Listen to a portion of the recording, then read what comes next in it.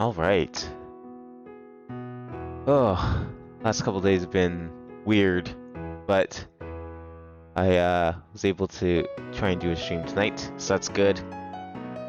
We'll be continuing Symphonic Rain for a bit, and then assuming I don't get too carried away, we'll definitely do some Osu afterwards. Hopefully, depends how I'm feeling. Last couple days have been super weird at the sleeping, which is part of the reason why I did not stream yesterday. But data load. Make sure we get the right file. I'm not sure what's gonna auto save to. Probably this one. All right. What are we doing today? What day of the week was it? Shit, I should have. Did it say what day of the week it was? I need to know where we're going. The 7th was, that's a, I want to say it's Wednesday. So we could probably go anywhere, really. I would imagine this is probably where we should go. I think this is just going to actually literally be practice. How was my day? My day's been tired. I've been trying to like prevent myself from staying up all night and sleeping during the day. Hasn't been going too well. And then I also have work during the day a little bit, to some extent. So it's like I want to go to sleep because trying to do that shit tired is not fun. And I'd rather like sleep and just do it at night if I have to. But at the same time, I also don't want to be sleeping during the day. And it's like, well, what do I do now? Because I can't sleep at night.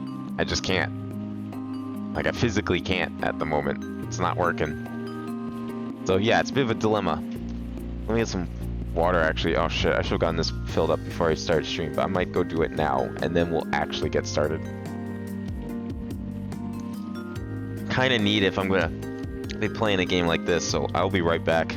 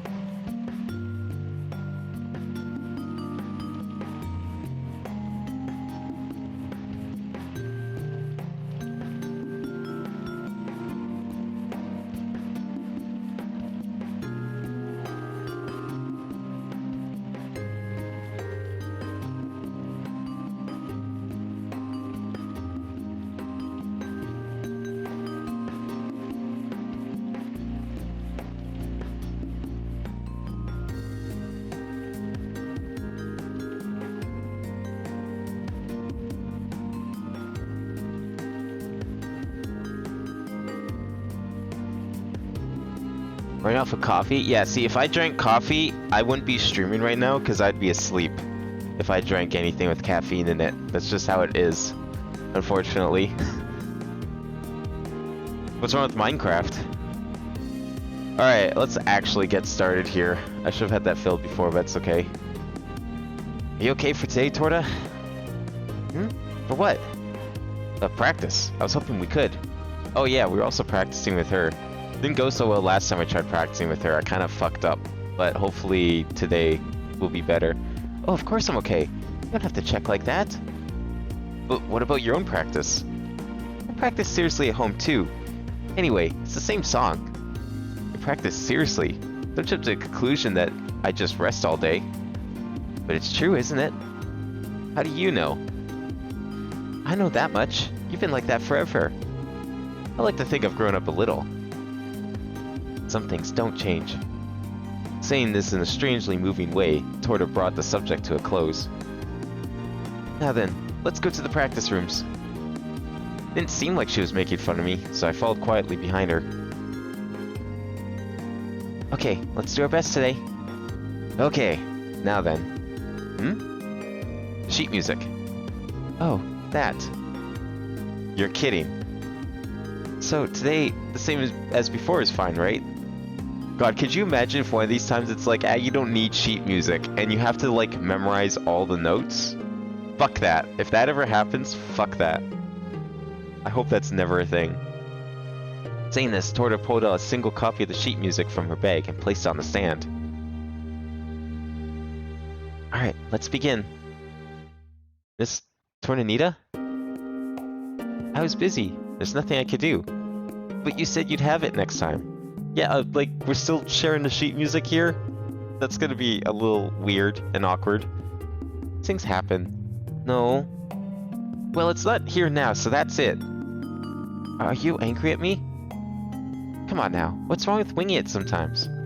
It's not sometimes, it was the same as last time. Like I said, these things happen. And I said they don't. Oh, just shut up. Let's get on with it. It's too late now anyway. How ridiculous. Okay, we'll practice from page 1. Fine. She'd never have enough time to copy the music, so we'd have to keep practicing like this. Definitely should just stick to Umbrella Girl.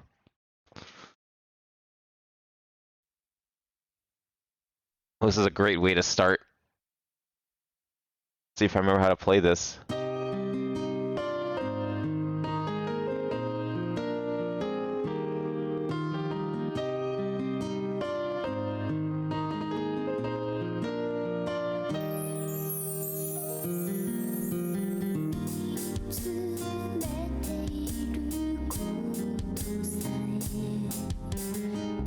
Oh, how did I miss colon? The fuck? What am I hitting instead of colon?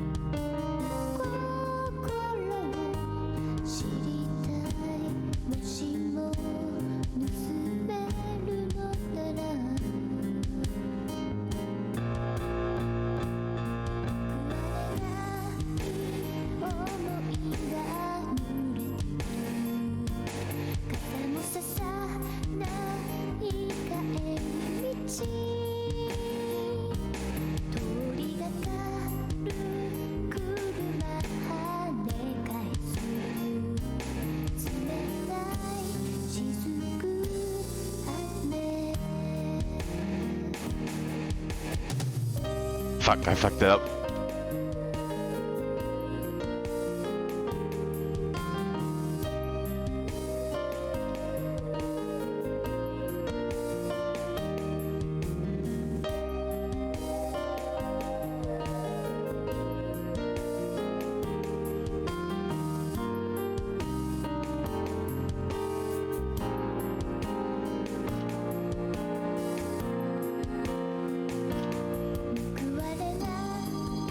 Oh, I gotta throw in that left bracket there. Wouldn't be this game without it. Fuck me, dropping all the combo because that left bracket.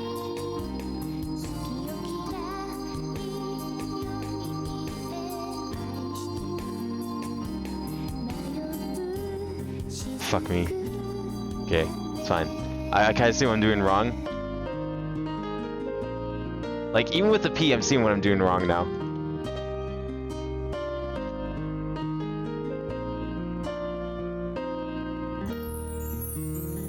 Not quite enough. Okay, so P, I keep thinking I'm hitting P, but I'm actually hitting left angled bracket. Continue is yes, because I want to try again. That's a very misleading question. I know I'm doing wrong with P now. And hopefully it won't happen. Can't promise the same for the I.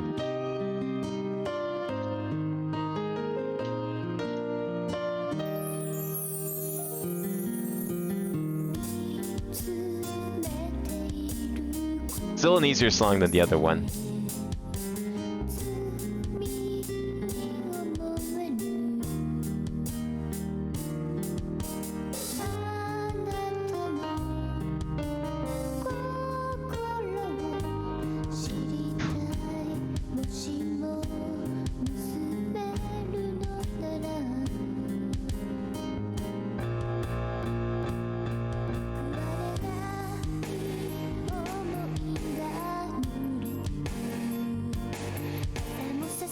Okay, that one feels really awkward. This, like, chord. I don't know.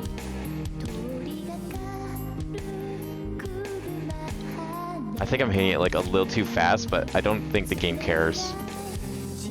Game cares about that one though.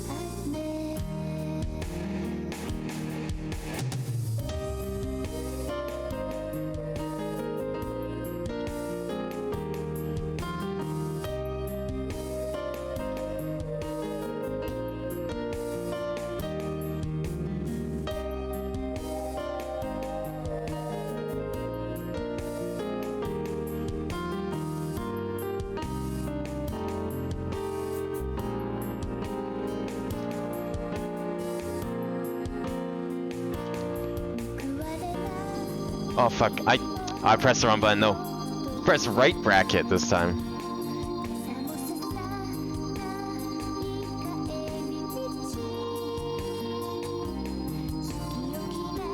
Okay, I just have to get like one more circle and we're good. No, I'm not gonna get it though.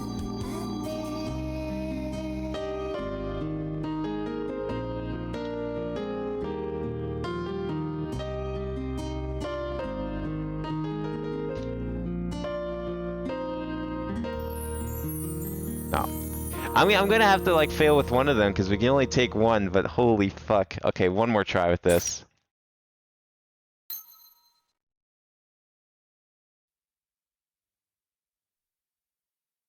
Do you have more keys? I mean, yeah, except also Friday Night Funkin', kind of a shitty rhythm game, not gonna lie. Fucking, I don't even know how I managed to do 3 streams of that shit. This game actually has good timing.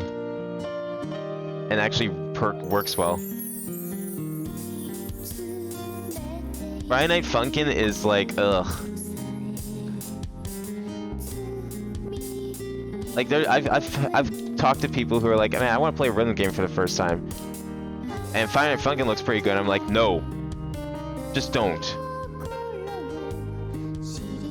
Okay, can we like? Oh my god, I can't. You can't quit the song. I was like wanting to restart because I like totally flubbed this. I regret ever playing Friday Night Funkin'.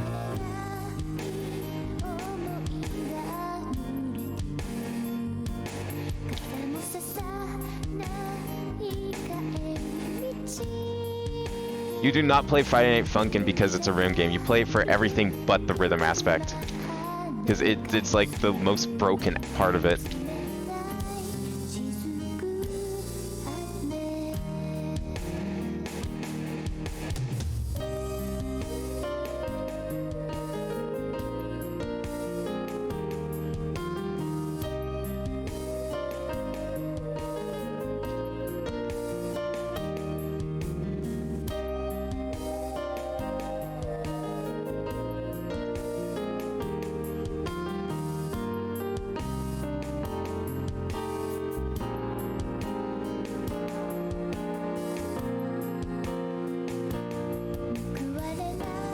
Oh, I still pressed the right angled bracket. There we go. We're getting there. Gotta be careful though. There we go.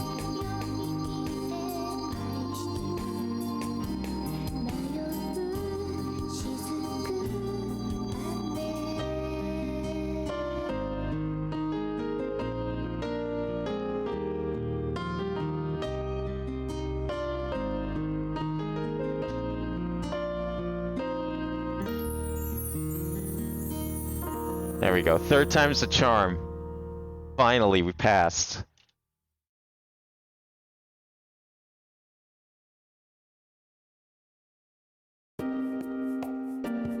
Yeah, I don't know. The appeal for Friday Night Funkin' is just so weird. It's like a horrid, horrid rhythm game, and I don't know why they won't bother fixing it. Because they could make it good, but there's just so many things about it that are bad. It's great in every other aspect, though.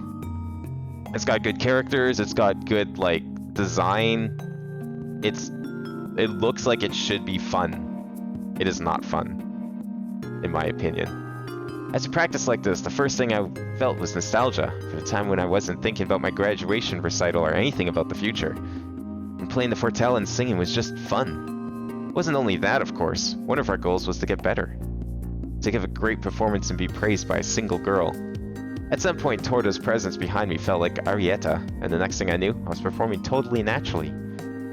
Ari couldn't sing well, so she just watched quietly from behind me so as not to get in the way. It used to make my neck tickle and I wanted to tell her to stop, but I always finished without saying anything. I turned around and as our eyes met, Ari would give a shy smile as if asking for forgiveness, to which I could never say anything. It's about time. Torta said this while stretching and looking at the clock. Good work. You're pretty good in the second half. Doesn't bother you anymore? No, I guess not. Okay, so I don't have to hurry copying the music then. Yes, you do! Miss Tortanita? I know. What's with the pause? I'm being serious, okay?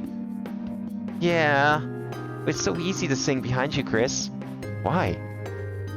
Don't you think it's embarrassing to face someone and sing? Being watched from behind is more embarrassing. Also, it, like, kind of gets in the way, so there's that too.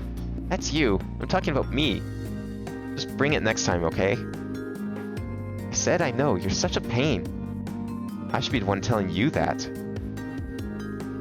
So do you want to copy it, Chris? Please do it. I didn't actually mind copying it myself, but if I told her that, I felt like she'd be offended somehow, so I just couldn't. That's better. Okay, until next time. Counting on you next time. Leave it to me. Torta said this and laughed. You better actually do it. She doesn't have a sick-ass umbrella to help us get home, like the other girl, so she has to make up for it.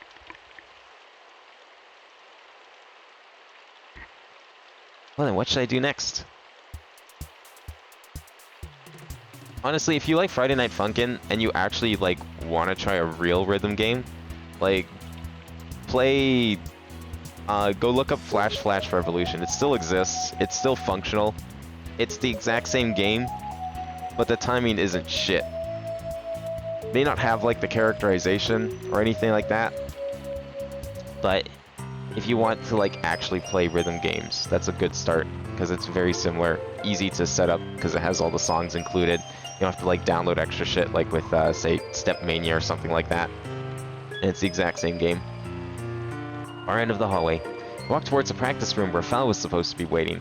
So, like, do they know I'm practicing with both of them? Like, they're not upset that I should be spending more time focusing on one or another? Are they gonna get mad at each other at some point because I'm practicing with both of them? The complexity of music is so profound that it is all but impossible to judge things based on just one recital. So I decided to make more time to practice with her, as I didn't have enough to go on to make a decision about whether or not we could be partners. Of course, I also genuinely enjoyed our last session together, and was looking forward to it again now. Belle heard the faint sound of my knock, and waved her hand at me through the door's small window. Come in. What happened to that other girl that we met in the abandoned building? When do we get to meet her again? Because I feel like she's probably like the super secret hidden character, and we have to figure out how to get to. Upon entering the slightly warm room, Val greeted me with a happy smile. I see you decided to come. Yeah, you know how it is. There are a lot of things that can't be grasped without rehearsing a few times together. Also the umbrella. Yes, you're quite right. Anyway, I'm happy you made it. I see. You said it so directly, and I felt a slight pang of hesitation. One reason I didn't have many friends was my personality, and I'd half given up because of it. I had Asino, Torta, and that's where my list of friends suddenly stopped. I didn't want to misinterpret her obvious friendliness towards me. However, I did feel that we were on the same page when it came to musical inclinations. Well then, shall we get straight into it? Of course, that's what we're here for. Yes, so about that. We're running out of time, so I think it may be best for us to get as many practices in as possible. So you mean we should focus on playing together? Yes, not just for me. But I think we're at the point where being focused is important, regardless of who we're playing with. Yeah, I think you're right. And I also so that we can iron out the little things. I think it might be good for us just to practice more together and share our opinions. Okay, let's give it a try. I took the score she gave me out of my bag and placed it on the music stand. Val had already finished her vocal exercises, so she was probably just waiting for me to get ready. You seemed quite relaxed, sitting there watching me set up my fortel. Played a few notes on my fortel and she matched her voice to them as we did our final tuning. Do we get to play this one too again? I'm not looking forward to this one. This one's actually hard. We both nodded to each other slightly, as one does at the start of a song, and began our performance. Oh fuck, we do. I don't like this song. This one's hard. I mean, that's usually how visual novels go. There's actually usually hidden content.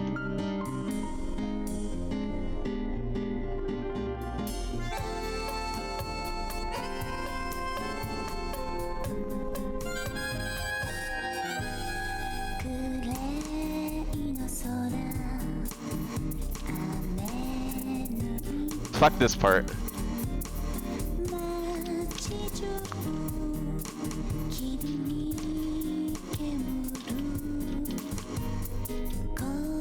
Then I can't even hit the P after. Fortunately, I don't need that section to bullshit my way through this. I just need everything else.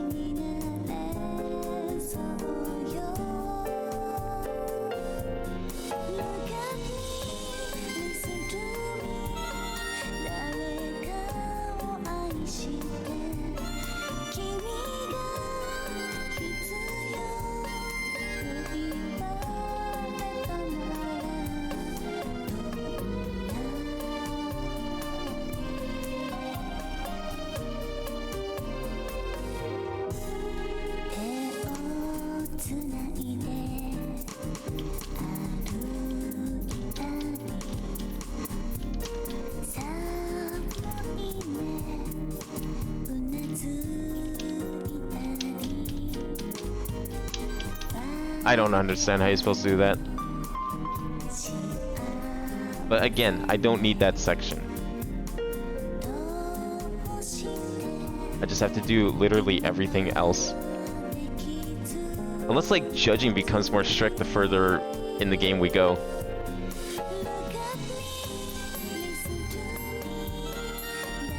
I mean, that's possible. That'd probably be a good idea for them to do, but who knows.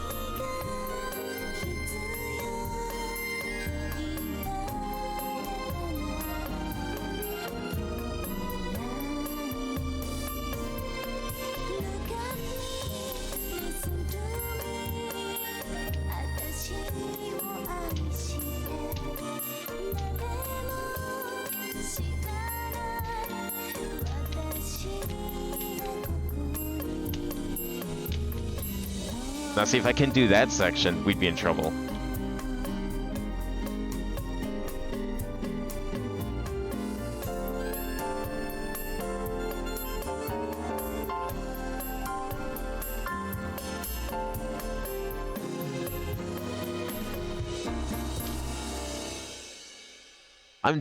I'm kind of part of me is expecting that this judging is going to become more strict the closer we get to the end. I really hope it isn't, but I have a feeling it's going to. Phew, that sounded great. While catching her breath, she immediately spoke after she finished singing. I felt embarrassed at receiving such a direct compliment, but also slightly happy at the same time. You know that I'm not good with compliments. I know. But I said it because it felt great singing just now. It seemed like she really enjoyed singing from the bottom of her heart, just like Forney did. Unable to find the right response, I shook the fatigue out of my hands and waited for her to continue speaking. Val picked up on this, and with a slightly mischievous smile, she continued. Okay, I guess if I were to nitpick, I'd say we probably need to improve our sense of timing for the ritardando and the fermenta. Ritardando are for gradually reducing the tempo, and the fermata for finishing a prolonged note. I don't think those are the problems. I think if anything, it's the opposite. Those are the only parts that actually sound good.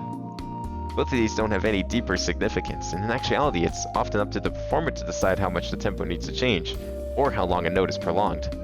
When performing in an orchestra, one just has to obey the rhythm created by the conductor and their baton. But in cases like this for a duo or a quartet, the performers have to keep in time with each other and judge the timing themselves.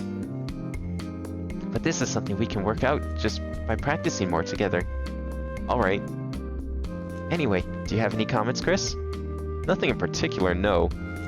I wasn't sure how much she'd be practicing, but it seemed she knew everything that was on the score. Seeing her close her eyes and sing without faltering, despite actually having the score in her hands, showed that she was already beyond the realm of being just a student. Really? Really? Perhaps she was doubtful of me as she looked into my eyes trying to find some kind of hint, and then flashed a big smile. Thanks. No problem. But is there really nothing else you think I need to improve? Nope. Really? Well... Huh? Do you want to hear it? I was just expecting her to reassure me, but... yeah, sure. In that case, there's a couple of things I noticed. I never thought that was perfect, but, I'd like to know, thanks. Okay, first, could you take a look at page 4 of the score? The second bar of the second section. Sure, okay. What she pointed out to me was shockingly accurate. From just 1 or 2 rehearsals together, she was able to see exactly what I was lacking. And they were all things that Miss Cordell had told me to work on. I still hadn't fixed those things, but I was doing my very best to consciously work on them when performing. I wonder how much time had passed. Without realizing it myself, I had been listening intently to everything Val said. I may have been just more than a little influenced by her in the way she eloquently and devotedly spoke about music. And I think that's about everything. By the time she finished, she was almost as out of breath as she was after singing. In my head, I was replaying everything she said so as not to forget, but the sound of Val's concerned voice drew me back to reality. Chris? Huh? I'm sorry. What about? About suddenly pointing out all those things. Oh, that? I don't mind at all. In fact, I really appreciate it. You appreciate it? Everything you said, Miss Cordell had already told me before. She's my supervising teacher. Right, I've seen her around. So, what about her? She almost never repeats the things she says, regardless of whether the student has improved or not. She kind of just leaves it to the student to make the difference. Oh, I see. And now today I realize I haven't improved those problem areas yet. In that case, I'm glad I helped. I don't think it would hurt for Miss Cordell to repeat things, though. Val didn't seem to approve of Miss Cordell's methods. I didn't mind, though. I think it's because she knows I am making an effort to improve. I see. That's good. Yeah, which is why I don't mind, but clearly I'm not quite there yet, so it really helps that you pointed those things out. Well then, I'm glad to be of service. You're a great help. Thanks. I'm supposed to be thanking you, you know. Oh, that's right.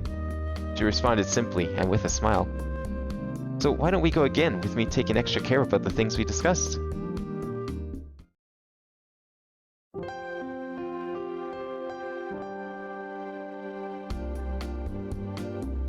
Finished practicing and had also packed everything up. Yeah, like you miss one note and it just tanks your entire score to 0. Fuck, that would suck. It's starting to get dark outside too. Does she have a flashlight and an umbrella on her? Because that would make her perfect. Good work today. You too. With our bags on our shoulders, we headed outside. I don't have anything to do today. So, shall we head back together? Huh? Well, I can only go as far as the same spot as last time, though. Had no reason to decline. Sure, why not? Okay then, shall we? I trailed behind Val, who was walking cheerfully. See, we get umbrella privileges again. It's great. Oh, wait, she didn't have an umbrella today, fuck. Rain wasn't exactly heavy today, and we had both gotten used to living in this town, so it almost felt pleasant. Walking so close to her, however, made me feel slightly guilty about Ari, so it wasn't entirely pleasant. So, you'll be in the same place on other Tuesdays and Thursdays? Willing to show what I was feeling, I just tried to maintain some harmless topics of conversation. But I was aware I was contradicting myself as I was enjoying that time spent in supposedly harmless conversation. Yes? I'm sorry I can't practice more. That's no problem, but do you mind if I ask why you can't practice? I have a part-time job. You do? On days besides Tuesday and Thursday when I have classes, I practice during lunch and then have to leave straight away. I have Sundays off, but Saturdays I work all afternoon. Huh? You said it like it was nothing, but certainly sounded like a rough schedule.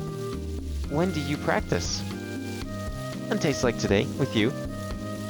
Is that it? Like I said, I practice after class in the mornings until lunch. I can practice until lunchtime on Saturdays too, and I have all day on Sundays. Oh. What's wrong? Oh, nothing. I was just thinking that you're really working hard. I guess I am. Unexpectedly, Fal didn't try to be humble, and just responded vaguely in agreement. But for some reason, I was unable to ask her why she was working. I wonder, would you like to drop by where I work? Drop by? What kind of job do you have? I cook at a trattoria called Copper. I've been working there for over 2 years now, and despite what you might think, I'm actually a pretty good cook. You should come by sometime. Isn't that the one we went to last time? With the Sino? I know the place. Oh, really? Yeah, a friend took me there once. Oh, okay. I was wondering if I was working at the time. You work Mondays, Wednesdays, and Fridays, right? I think we went on a different day. Oh, that's a shame. But the food was good, right? Yeah, it was great. I'm glad to hear that.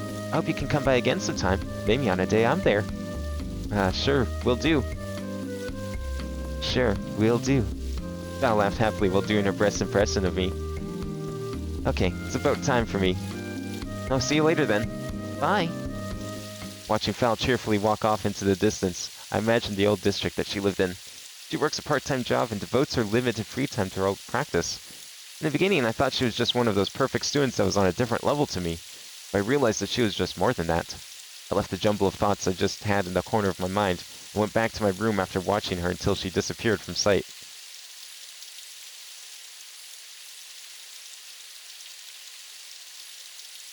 Okay, this game's supposed to have 5 routes. I don't know if the bad ending counts as a route, but I'm guessing, like... So, we've got her and Torta. We've got weird shy girl from the abandoned building. That's gotta be 3. I'm guessing 4 and 5 are Aries and Forney. Somehow the fairy is possible to perform with. I don't know how that one's gonna work.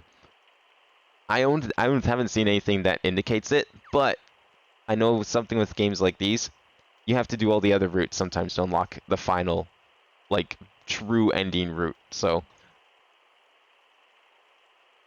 that could be what we have to do. But that's my guess as to who the other 2 characters would be, because we've seen 3 of them. It makes sense.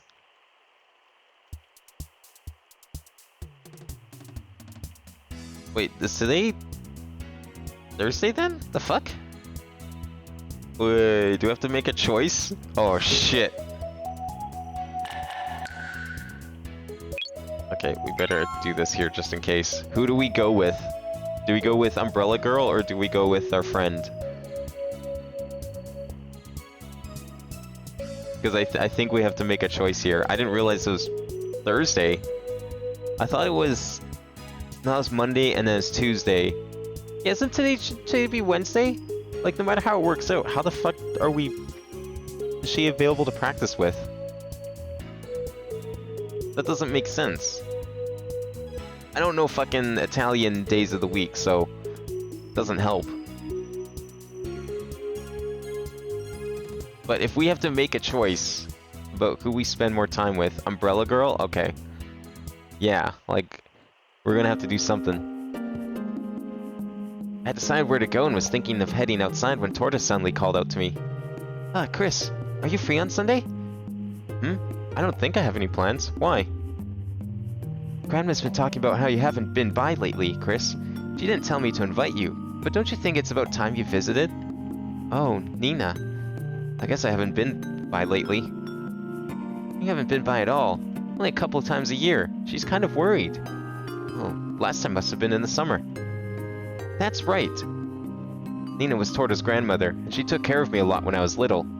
She lived with Ari and Torta in their house, but when I was about 10 years old, she suddenly said she was going to live in Piova and move there alone. She was a natural-born dilettante and loved music, and when she said she wanted to spend her remaining years here, the twins and their parents didn't protest much. And now Torta was renting a room on the 2nd floor. I still thought that that was Nina's plan from the beginning. So, what do you want to do? I'll go if you put it like that. Good. Grandma will be happy. My Fertel, I should probably bring it. Of course you should. Playing the Fortell for her is equivalent to making an appearance. We've been doing nothing but practicing lately, but I guess it's fine. Well then, if you think it's so annoying, maybe it's best if you don't bring it? No, sorry, that's not what I meant. I'm just a little tired. I know. That's what you do when you're embarrassed, right? That's not it. Yes, it is. Just meet me at my house with your Fortell, okay? What time? Just after lunch would be good. Even if we do decide to play, it should only take 3 hours or so. What about lunch? Don't you want to eat with us? I can't ask that much of you two. Neither myself nor Grandma minds. Even so. So 3 o'clock. Fine then, but you'll have dinner with us, right? That would make Grandma happy. If you insist. Okay, see you Sunday. Promised Torta and headed to the practice room with her. Had no particular plans today, so I left the cafeteria and decided to head to the practice rooms. Heading down the hallway, I noticed the figure of someone go around the corner. I wonder if that was Foul. The figure was carrying a very flat envelope that looked like it was full of papers of some kind. I found myself curious, so I followed the figure that I thought was Foul and spoke out. Foul, is that you? She turned around upon hearing my voice and showed a slightly forced smile. For just a fraction of a second, I thought I saw a troubled expression on her face, but soon disappeared. Oh, hello, Chris. Hi, Foul. Is something the matter? No, I was just wondering if you were practicing today. I kinda have some things I have to do today.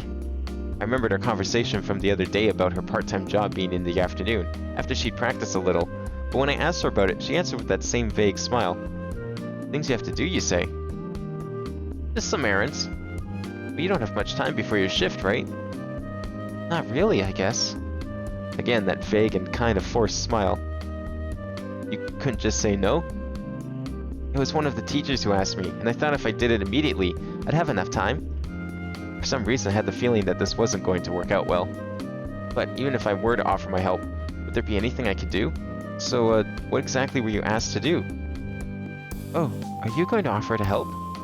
Well, I don't exactly get asked to do things for the teachers, so it depends on what it is, but if it's something I can handle, then yes. Really? If I can actually help, that is. So, what do you have to do? They want me to write 20 copies of the score that will be used in class tomorrow. I've got about 2 hours until my shift, so I think I'll be able to get it done by myself. But I'll probably be pushing it. She opened the envelope and grimaced as she produced the brand new score that the teacher gave her, along with a bundle of blank music sheets. If I had to do it, I wouldn't just be pushing it. That many pages would be straight up impossible for me. I'm not exactly great at copying music, but I'm sure it can be of some kind of help. Really? Thank you so much. I really appreciate it. But just for the record, I can't guarantee how much help I will be. Even so, it'll be a lot more fun doing it than doing it on my own. That's true. So where will we do this? Any idea what this is? Upon asking a question, she produced something from her pocket that looked suspiciously like a key. There's a small tag tied to the key, with something written on it in even smaller writing. What is this key? I borrowed the key to an empty classroom while I was at it. There are still classes underway in the other classrooms, so I figured it'd be quiet and I'd be able to concentrate. Wow, they really trust you, huh? I didn't know they let students use the keys. Well, they only use them for lectures, so it's not like there's any valuable documents laying about waiting to be stolen. I guess I should expect no less from a former class president, huh? I suppose so. Shall we go? Remembering that time wasn't exactly on our side, Val set off down the hallway towards the first hall. I hurried to follow her after her.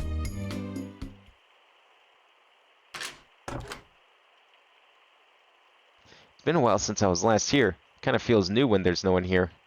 In third year, there are no compulsory subjects. These lecture rooms were only used for lectures of which attendance was optional. And of course, I hadn't been attending. It's been that long? You don't take any lectures at all? Well, attendance is optional after all. I guess since I attend a lot of lectures and come here by myself too, it doesn't really feel new at all. Val spread out the bundle of 5-line music sheets and took out her pen. Do you have any pens on you? I suppose you don't, since you don't attend lectures. Sorry to disappoint you, but... I grinned at Val, who looked surprised, and produced a grimy pen case from the depths of my bag. I never use these pens anymore, but her comment reminded me that this pen and case had been sitting in my bag since the end of second year. Jeez. Oh, I'm impressed. You brought your pens along. Probably more accurate to say I was lazy and never removed them from my bag. I would have remained impressed if you hadn't said that, you know. Honestly, I'm never prepared. That's true. You could disagree, you know. Oh, Chris, you're so well prepared.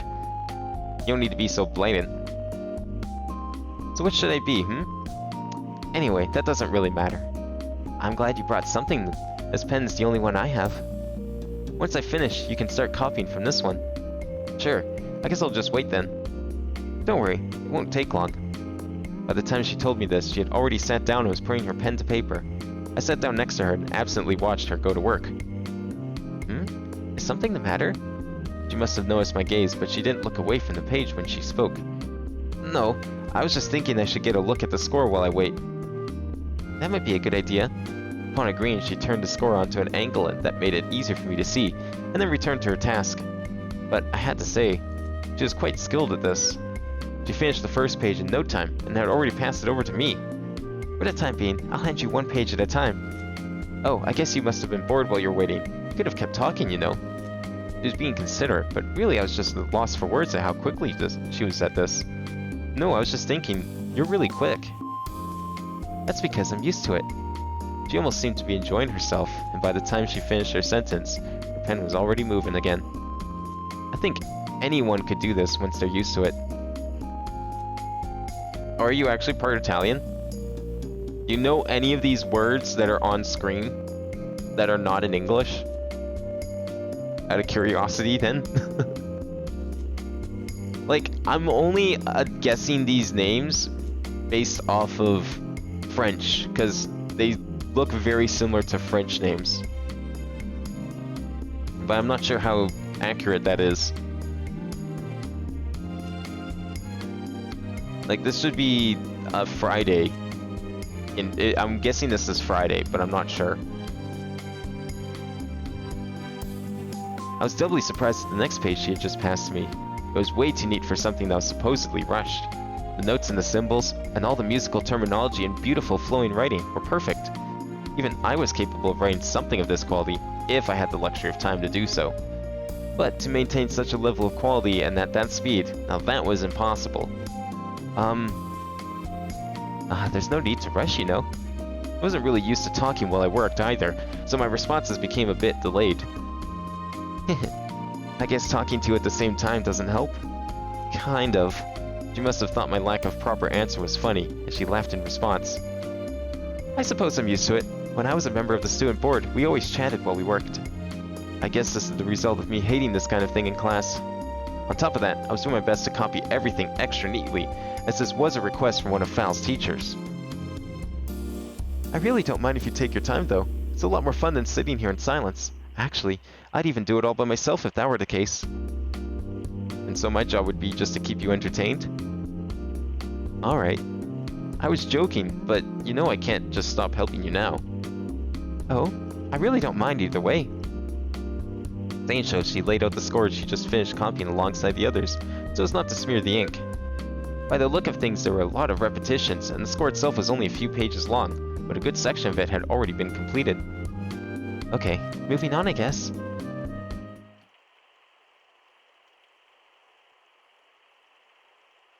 I suppose it had been about an hour since we began.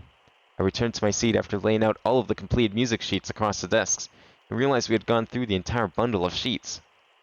Is that everything? Pretty much. Didn't take long after all, thanks to your help. That's not true. I did like 5 of the scores at best. But you also kept me entertained. She seemed happy to stop me from discrediting myself, and laid out another sheet of music on the table. Huh, there's still one more sheet. Oh, this? There's just one part left, so I thought I'd finish it up myself. I'm getting the hang of this now. Shall I give you a hand?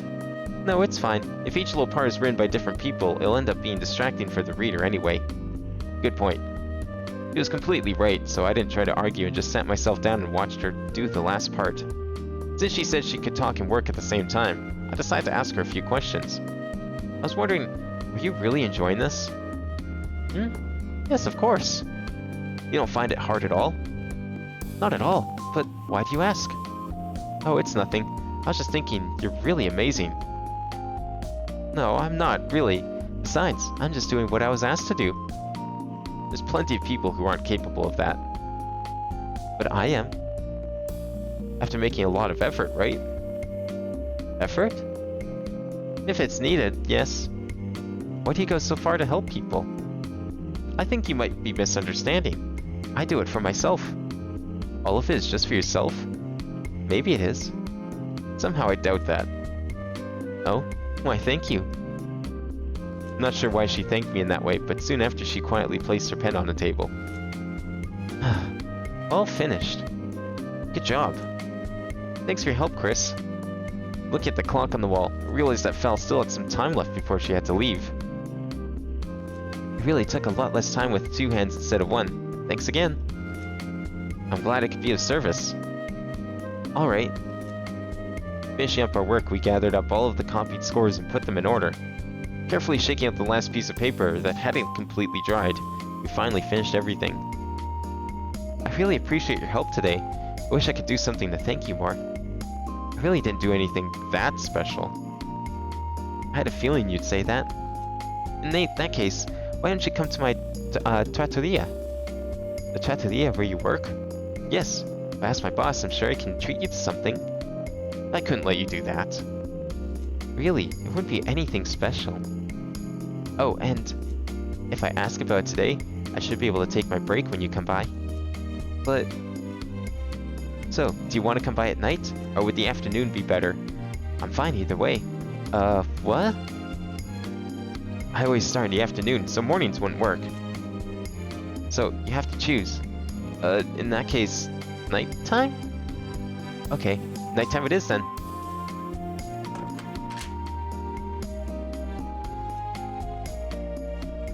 Our plan for tomorrow decided, albeit somewhat forcibly, we headed out into the hallway. I have to go and return the key, so wait at the entrance for me. Sure. I grinned a little, finding it funny that she could actually be this forceful.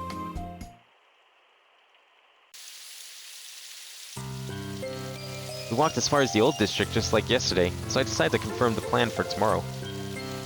So what time should I drop by tomorrow night? Oh, you're really gonna come? Was that all just a joke? No, of course not. I was just feeling bad because I kind of twisted your arm back there. And you didn't bring it up on the way back, so... I thought you were going to keep twisting and tell me what time you wanted me to be there. Hey, I would do that, but anyway, anytime is fine. So could you come by at the time you could come by at the time you usually eat dinner if you like. Alright then, how about around 7?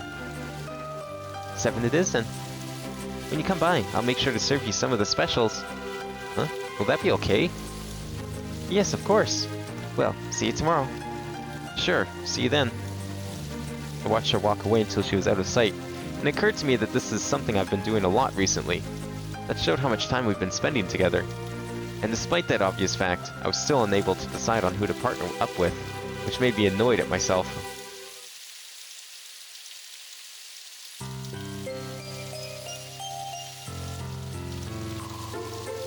Yeah, I'm still not sure either, although if I have to play that song as part of my exam, the one with like all the fucking X's and V's and commas, no thanks. I picked the other one. Hey, are you going out somewhere? Yeah, it's about dinner time, isn't it? Oh, you're eating out tonight? Yeah, that's the plan. Since making plans with Val yesterday, I found myself unable to relax. I lent a helping hand to the person I may end up partnering up with. She's treating me to dinner as thanks. That's all it was. But perhaps it was a matter of conscience, as Fornita seemed to realize something was weighing on me. I spent my day reading books, playing my fortel, fine-tuning songs I never intended to actually perform. It was just like any other Saturday that I spend waiting for the letter from Marie to arrive. Torta would sometimes invite me over for a meal, but that was a relatively rare occurrence. I'm kind of surprised you noticed. We have spent a lot of time together, you know? I guess you're right. 2 years is a long time. That's right. So, dinner with Asino? No, I'm going to Fal's. What? Dinner together? What's this going to Fal's business? I'm telling Ari. Look, just be quiet and listen, will you? There's 2 things I want to say. What do you have to say then? First, I haven't finished explaining, so if you're going to harass me about it, at least wait until I'm finished. And You can't actually tell a re, you know. Phooey! It's not that hard to write an itsy-bitsy little addition to your letters. See, now this is the problem with weird little fairies. And that's just for the sake of it. But can you really tell her? You bet I can. How? With an inexplicably confident grin on her face, Phony flew over to the desk and used her entire body to lift up the pen that was sitting there. Oh, she's like way smaller than I thought she was. Like, actually. Like, I thought maybe she was like triple the size? I didn't realize she was actually smaller than a pen. Oh, what are you going to do now? Right! There happened to be a piece of paper on the desk, just waiting to be written on.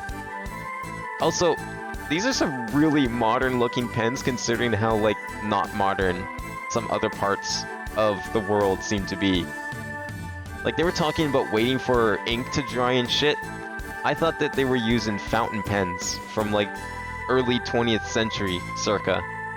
Not like normal clicking ballpoint pens like this. Like, that's a fucking Bix right there.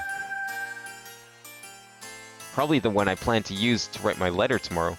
What are you going to write, Something you don't want to read and know about. This should be good. At this point, I didn't really care. It was still 6:30.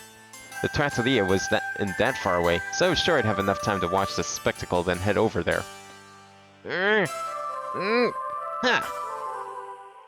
She actually managed to write anything? Does she even know how to write? After all that effort, the word she needed a whole minute to write was... Mama's boy. What the fuck? Done. Borny? What? There's 3 things I want to say. That's more than before. First, your writing is terrible. There's not much I can do about that. Second, do you know how long that took? Even if you did it in the middle of the night, I'd notice with all those grunts you let out. That's because Third, the envelope would already be sealed. Yeah. Fourth. There's 4 now? I get that you wanted to tease me, but what's the point of writing a letter to read? Well, Okay, I see. Well, thank you for the entertainment. You made it very clear you can't actually tell her. Not that you need to anyway. Excuse me? You're the one that's going out to dinner with some girl. What do you mean going to Fowl's? The first thing I said. Wait till I'm finished. Or have you already forgotten? Of course I haven't. Fowl's part-time job is at a trattoria called Copert. It's not far from here. That's what you mean by Fowl's? Only she'd just listened to a little bit more. All would have made sense. Forney kind of had a habit of jumping to conclusions. Or just not thinking things through. That's right. Oh, I see. Forney seemed a bit down for one reason or another, so begrudgingly I tried to cheer her up. Well, there is a reason as to why she's treating me to dinner. I helped her with something at school yesterday, so your shaky suspicions aren't completely shaky. Right? This is all your fault, isn't it, Chris? I'm being incredibly nice right now, you know. Let's say it's nobody's fault. Oh, right. Okay. Forney seemed to be seeing things my way. Trying hard not to roll my eyes, I looked at my watch. It was almost time for me to head out. Okay, I'll see you later then. Sure. Enjoy your meal.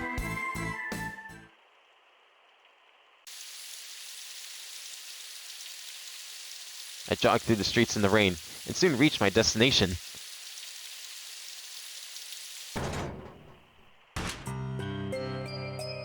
Good evening. Welcome. I was casually guided to the table, and for just a brief moment, I pondered what I should order. Should I just choose whatever I felt like eating? While I was looking at the menu trying to make up my mind, I heard a familiar voice from inside the kitchen. Oh, that's him. The server who had come to take my order had apparently also heard the same voice. We have already received your order, sir. Your meal will be ready shortly. The server was most polite and left me with a smile before returning to the kitchen. Anyway, it seemed that Fal knew I was here. She had already decided my order for me. There wasn't much point in thinking about anything else now. Relaxing into my seat, I looked around the trattoria. As one would expect from a place that serves home-style cooking, the atmosphere was quite relaxing. The interior was beautiful and stylish in a way that was probably popular with young people. As I'd expected, there was a table with a few faces I'd recognized from school. After having a look about, I drank some of my water and made myself at home.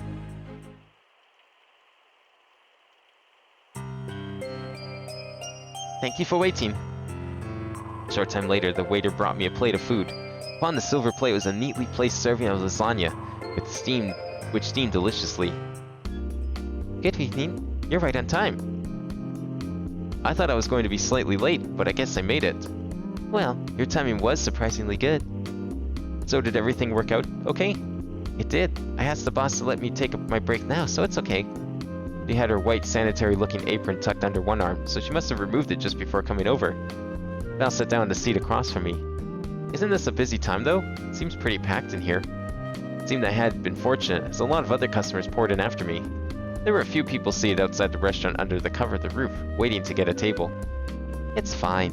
I've already done my share of the work. More importantly, if you let it get cold, it won't taste as good.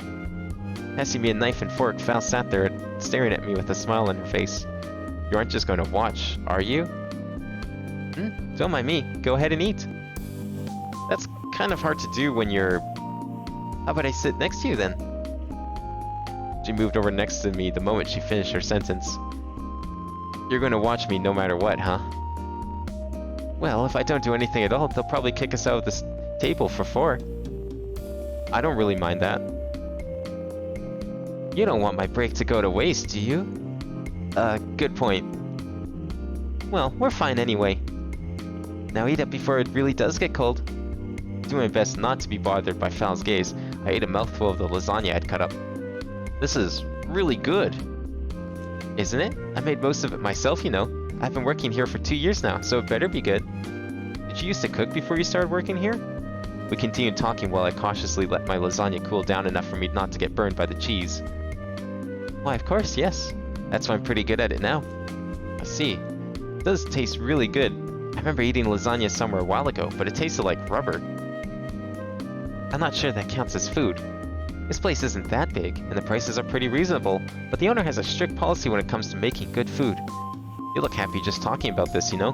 You really like cooking, huh? I do. There's nothing you can't do, huh? Makes me lose confidence. Lose confidence? Well, not exactly, but it just made me think that I can't really do anything that compares to you. Oh, that's not true. I'm just doing the things that I like, that's all. Helping people, cooking, and of course my singing. Seeing her say this so joyfully reminded me of how she was when she sang. It wasn't so much that she was being modest, but more that she seemed to be just expressing her honest feelings.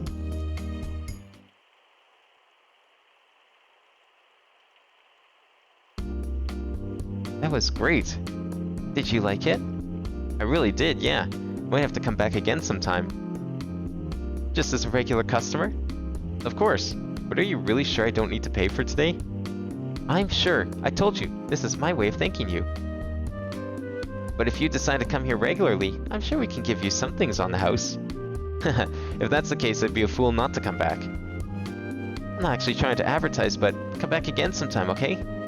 When I have the chance, sure. Great. I should probably get back to it. How long is your break? Only 30 minutes. I suppose I have to work another 2.5 hours?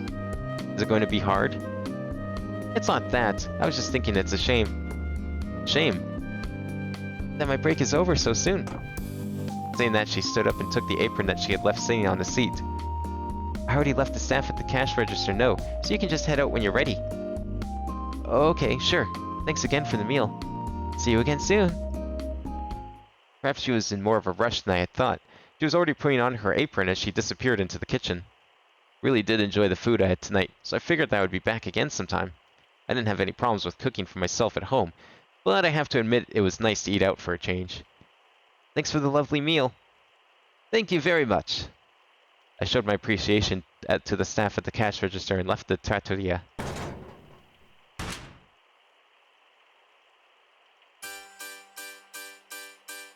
Oh, welcome home. How was dinner? Bonnie was still floating in the same place as when she was when I left, singing happily. Upon realizing that I had returned, she immediately stopped and turned to face me. I'm home. So, how was it? Food is great. Oh, how nice. What are you getting at? You were eating delicious food with a girl. Didn't we already discuss this? Well, I started thinking about it again. But if she was working, then doesn't that mean she cooked dinner for you? Not necessarily, but that was the case tonight. You want a girl to cook for you, you should just go over to Torta's. I'm sure she has plenty of things to do instead. And besides, Torta's cooking isn't exactly, you know. Torta was like a childhood friend, and Forney seemed rather fond of her as she often brought her up like that. Oh, I could cook for you then. Let me just confirm. Cook what, exactly? Meals, of course. Why would you ask such a thing? How exactly? Can you even cook? She can hardly lift a pen. What the hell is she gonna cook? Of course I can. This is the second time I'd seen that unexplainably confident grin today. Also, she doesn't need to eat. So, like, why would she ever know how to cook? I seriously doubt that. You don't think I can? There's one thing I want to say. That's less than before. You're a bonehead.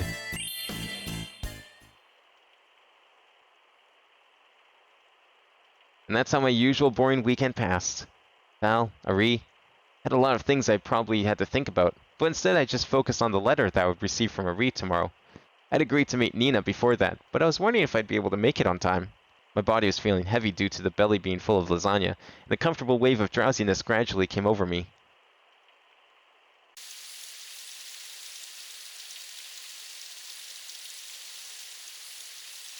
Man, all this talk of food's making me hungry too. Had a quick lunch, slung my Fortel over my shoulder, and went outside. I ignored the constant rain and hurried to Torta's house. The area of the house I was heading to existed alongside rows of apartments built for students like me. There were many charming old buildings, and the one that Nina brought to live here was no exception. It was pretty close to my apartment, so I could walk there in 5 minutes. I walked toward the somewhat large building across the way, sandwiched between two thin alleys.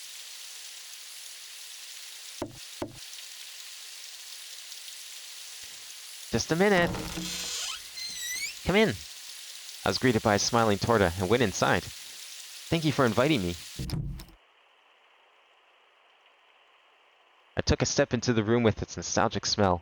It was the kind of place that made me feel homesick every time I came. That's you, Chris.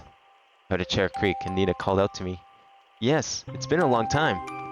Sat in a bent wood chair, Nina rocked slowly as she turned to face me. Come closer.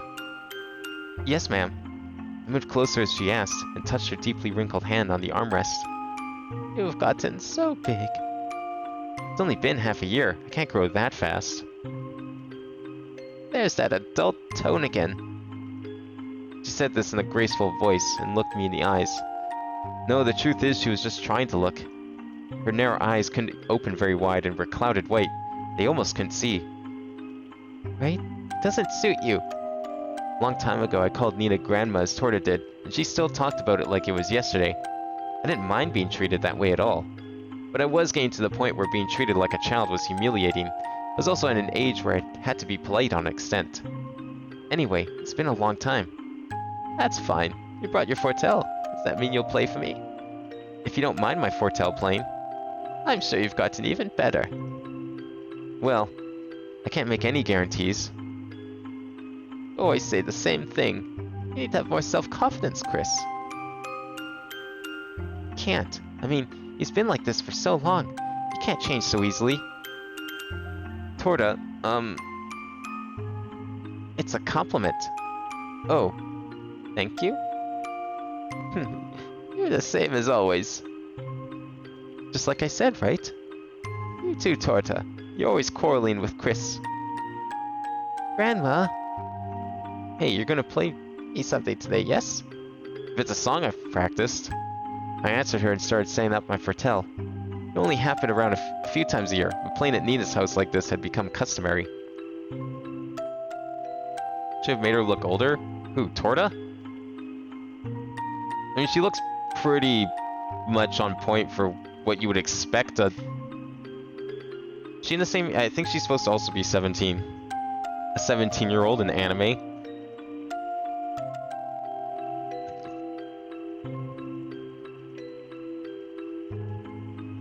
Although I will say Nina's looking a little androgynous over here.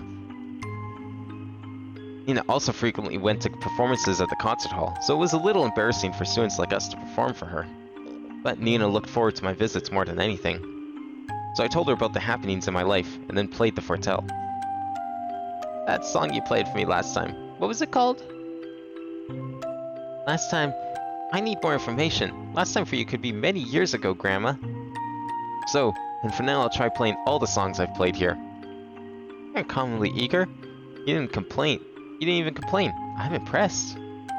I'm always serious. That's right. Chris has always been serious.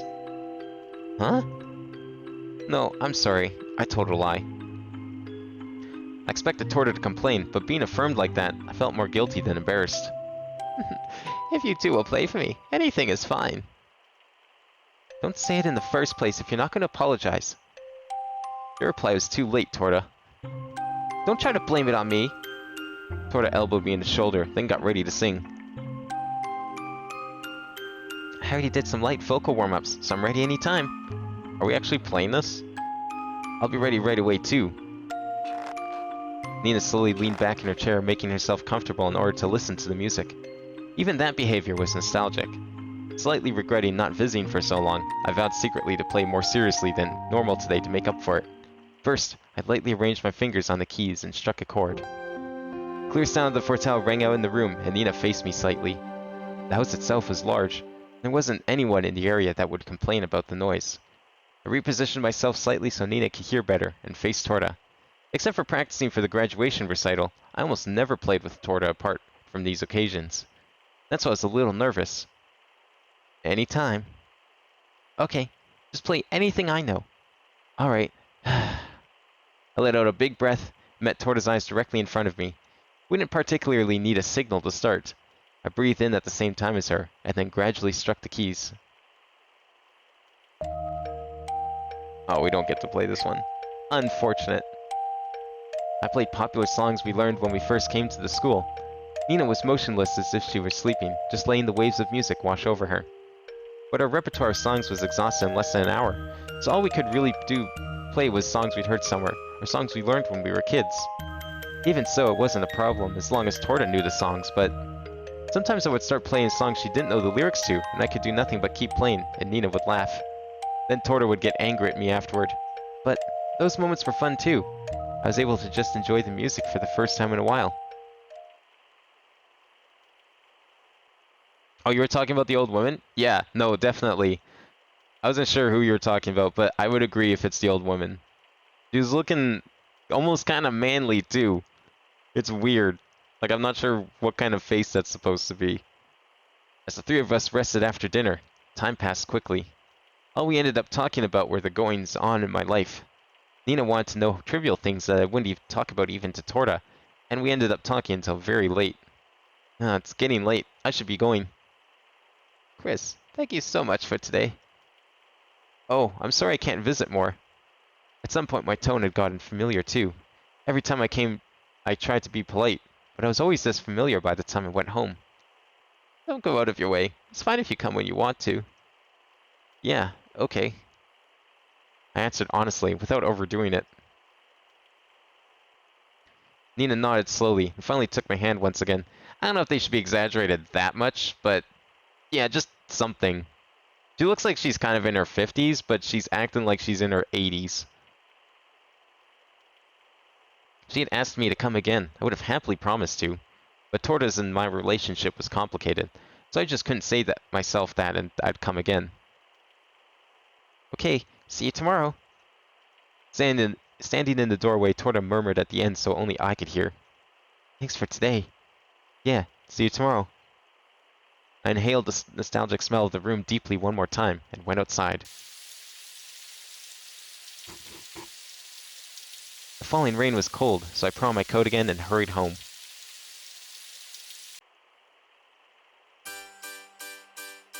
You're late. I'm home. Sorry I'm late. What about your reply to Ri? You have time? You're worried about our ensemble forny, not my reply to the letter. Sorry, I'm pretty tired today.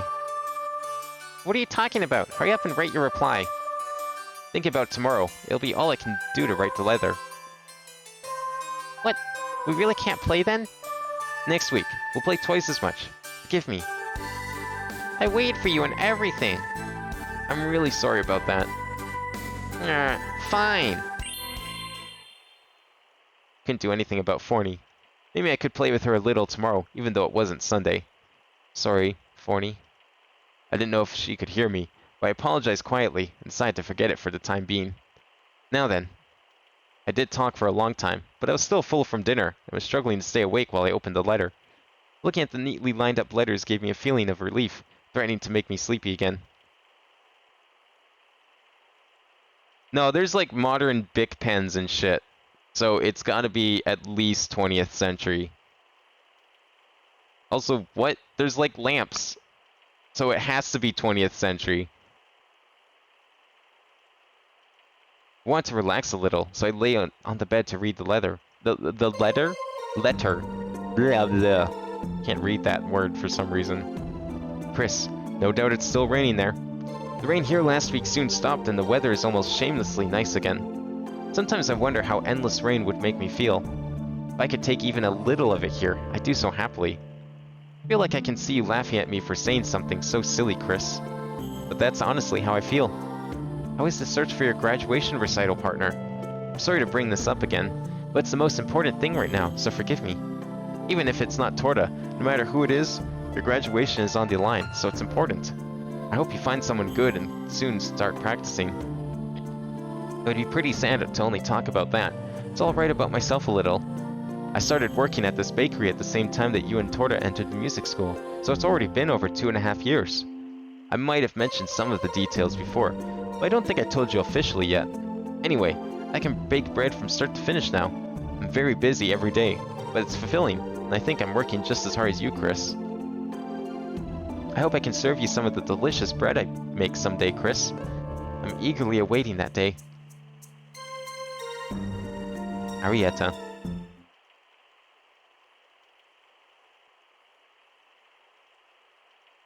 Yeah, these lamps look pretty modern. Like, I think we had a lamp that looked very similar to this at one point. So, and then there's also like plastic thumbtacks. There was like a close-up of the desk and they showed this picture right here. There's plastic thumbtacks in it. And the pens, like, yes, there's a quill pen for some reason, but he had like a very modern, like, click ballpoint pen. Like the really cheap kind that you can find at an office store. Bread made by Arietta. I didn't really want to think about food, but with my full stomach, but I was sure I could manage that much. Forney. I set the letter by the bed and muttered. Wake me up a little early tomorrow. I can't even write a reply. In before she sabotages the letter. I buried my face in the pillow and was in dreamland in no time. Good night.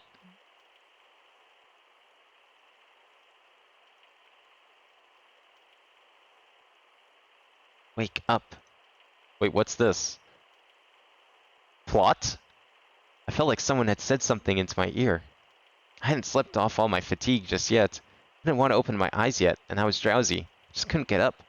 Hey, you tell me to wake you up, Chris. Oh, it's just Forney. Never mind. You did say that. Ugh. I opened my eyes slowly and saw Forney standing angrily by the bed. Morning. Is it that time already? I looked past Forney's angry face to a clock on the wall. It's just a little after 9:30. I can sleep for another 30 minutes. You told me to wake you up, Chris. She said this and pulled hard on my ear. That being said, it was the strength of a tiny fairy. It didn't hurt very much. Get up right now! Okay, stop screaming in my ear. You haven't even written your letter to read yet, have you? Oh, that reminded me that I was at Nina's house so late last night that I just fell asleep after reading the letter. As my memory returned, I searched nearby my pillow for the letter, but it wasn't there.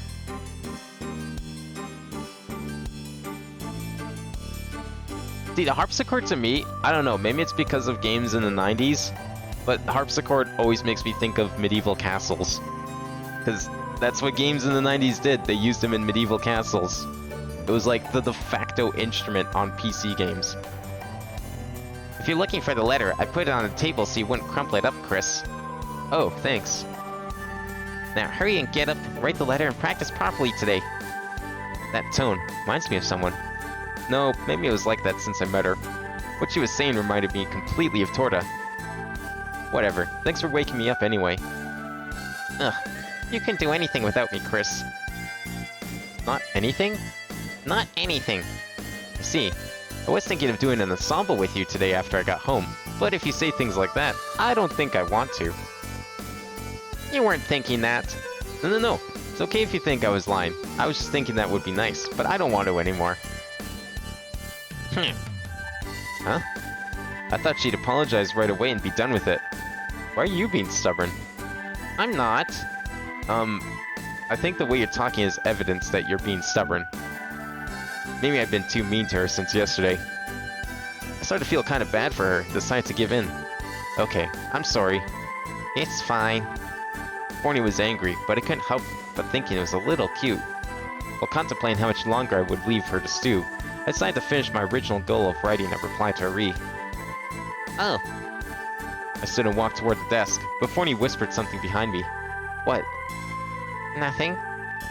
What? Just say it. I said it's nothing. Forney didn't really want to say it, but I thought I understood. She probably wanted me to lift her to her favorite seat on the windowsill. Here. Oh. I put 2 fingers under her arms and plopped her Forney on the windowsill. Hey! This is what you want, right? It's fine, but... Listen, I'm sorry about yesterday, and being mean before. But about not being able to do anything alone, I think everyone is the same in that regard. Though I'm sure if you didn't wake me up, Forney, I'd oversleep more. But if I don't pick you up, you couldn't get up high, could you, Forney? No.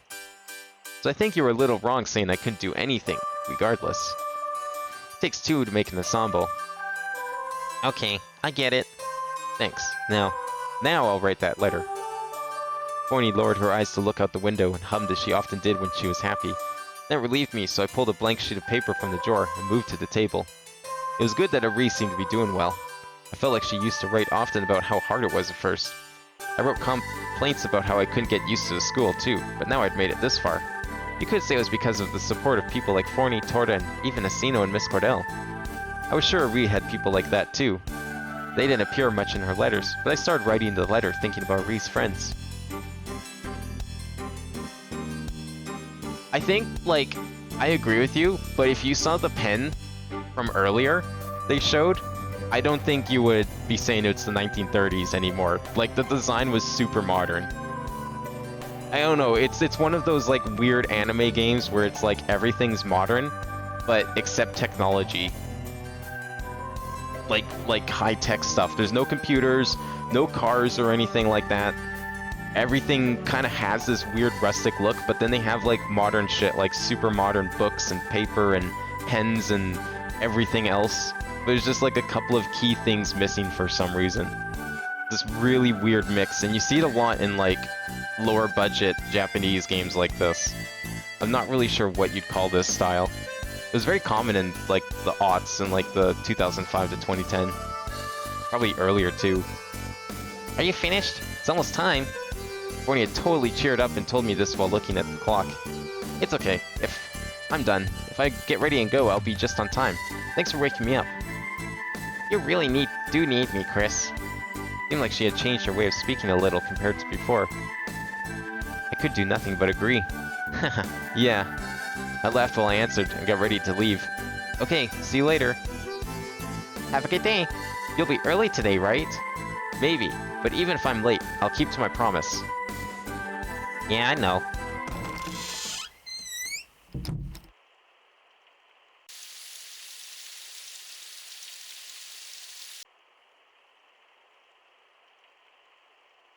As usual, I finished my daily practice and spent some time with Torta in the cafeteria. Now then, what to do today? Alright, it's Monday, so we don't really have a lot of options. Like, when do we go back here? How did I fuck this up? That's what I want to know. I probably fucked it up at the start. Unless that's like the secret locked route. Alright, let's start today's practice. You're kidding, right? Right? If I'm not, I'll be mad, of course. Don't worry, I brought it this time. Good. Torta brought another copy of the sheet music out of her bag and set it on a chair after looking at it for a while. Alright, let's begin. You're doing this on purpose. You are, aren't you? Of course I am. But I kinda got used to doing it this way. You're used to it too, aren't you, Chris? I am used to it, but then it's fine. No, it's not. Is it really no good? Yeah. Is it definitely no good? Torta looked at me as if asking for forgiveness. It was just like Ariadne's old expression. No, definitely is a bit strong. So, can we? No, not that. So we can't? I mean, it's not bad, but... Alright, you win. Just don't make that face. Yeah. As long as I can stand behind you. Huh? How did you turn things around so quickly to suit you? Because you said it was okay, Chris. I did say that, but... You boys are so bad about these kinds of things. Whenever Reed made that face at you, you always just nodded to her. Wait, I'm sure Reed doesn't think like that. Maybe, you never know. No, I trust Reed. Don't trust so much you get hurt later. So, shall we start? The wood lining on the wall. Yeah, it kind of has like that weird rustic feel to it. Honestly, with games like this, I feel like they're designed like that so that you can't tell what time period they take place in, because it does not matter at all. Although it is fun to try and guesstimate something. But this is also a world that like had magic until really recently, and then science took over. So it's also possible a lot of this stuff was developed with magic in mind. And then like only recently they got shit like electric lamps. Okay. I arranged my fingers on the Fortel's keys, doing my best not to notice her behind me. We played this many times before, so Torta knew the timing. I started playing the Fortel, taking the lead. Are we still playing these things, or are we just done? Oh, we're skipping them now. Okay, cool. I was wondering about that, because like it's always the same song, so I feel like it would start getting a little tedious if we did. I appreciate it. Routine is a scary thing. I was now able to play the Fortel without being distracted. Must have been easier for Torta as well, because her singing was very good. Even I was able to play without faltering, despite only having practiced together a few times. If there is such a thing as chemistry, there was no question ours was good. And then like the school uniforms are fairly modern-ish, so I don't know. Today was tiring too. Yeah, at least I was sitting down. It was pretty hard for you to stand the whole time, Torta. It's fine. I'm used to it. It seems to me it would be harder to sit in one place for that long. Huh, I suppose it's something you do get used to. Yeah, okay. Let's clean up and go. Saying this, Torta picked up the sheet music from the chair. Huh? What? Did you write something on that? Of course I did. Who doesn't scribble on sheet music during practice? When?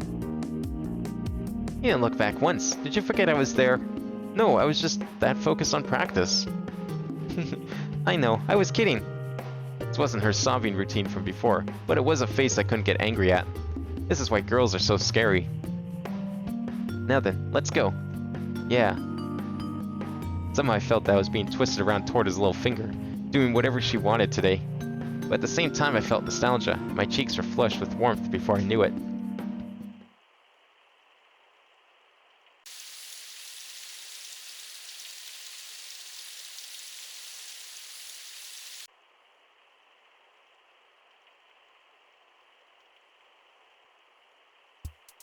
So, we still haven't decided, but like, I'm just going to keep it balanced and then we'll let the game do a coin toss, I guess, at this point. I wondered how many times I'd been this month. I was heading to the practice room where Fal would be waiting. She had her own schedule and things to do, so it wasn't overly frequent. But we had been spending quite a lot of time together. I knocked on the door gently before entering, though it probably wouldn't have been heard from within. Hi, Fal. When I greeted her, she was singing the same song she always sings. Oh, hi, Chris. Perhaps she had become more comfortable with me, as she didn't move her eyes from her score when she spoke. I was always happy when she politely turned away from what she was doing to say hello. This kind of casual interaction wasn't bad either.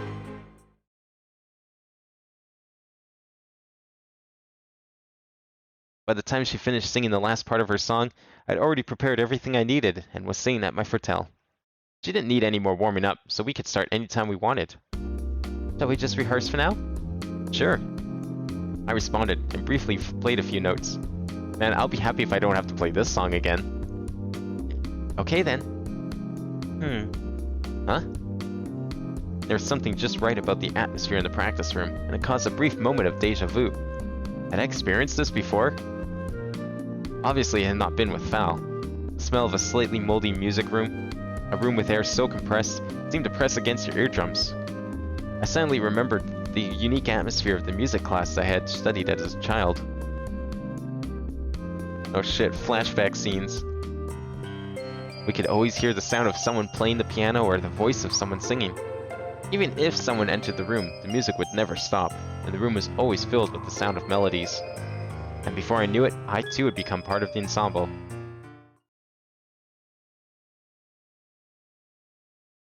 Whoa, was there a point to that effect? Like, nothing happened. You could have just, like, told me that without the effect, but okay. I returned from reminiscences and quickly turned my eyes towards Val. Torta wouldn't have cared, but I wasn't sure if it had bothered Val or not. She said nothing and simply smiled. I strongly doubted she had shared my moment of nostalgia, but she didn't seem angry, nor troubled by it. So, shall we begin? Said nothing and began to play. Oh, we are playing this one. Fuck. Oh no, why don't we get to play the other one?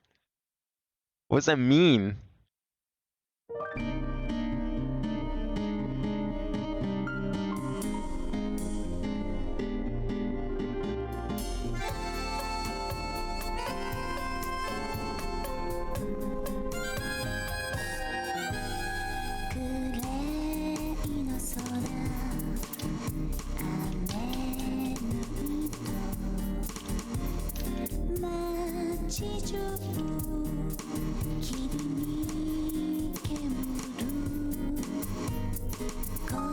Okay, I almost kind of did it. I'll take that as a win.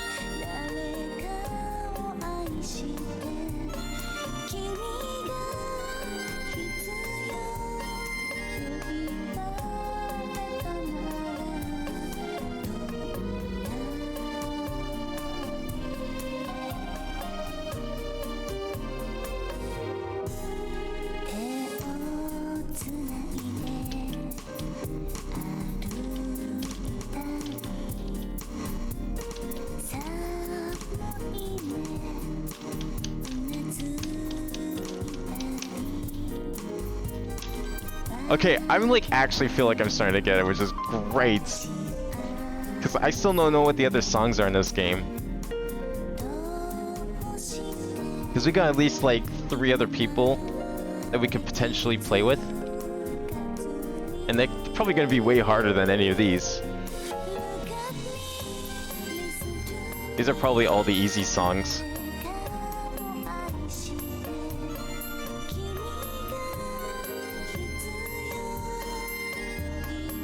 What happened there?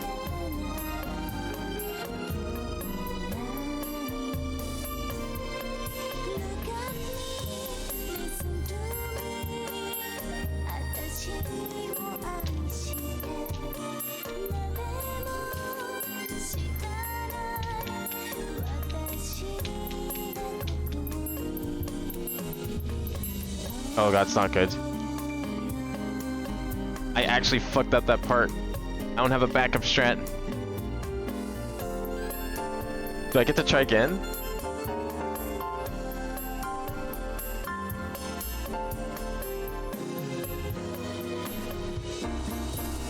There's a retry with that one, right? Okay, good. I don't know how I fucked that one up. That was actually terrible. All I had to do was that one part, and we've been fine.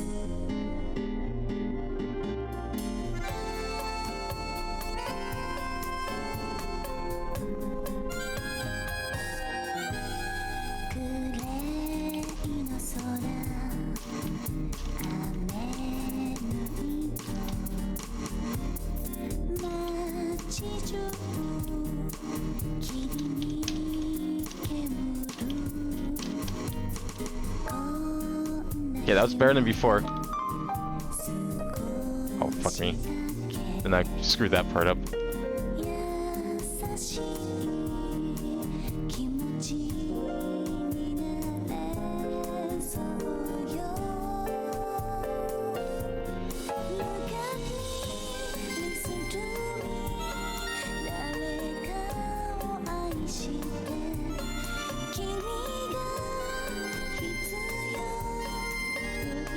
What? Okay, why didn't the J play?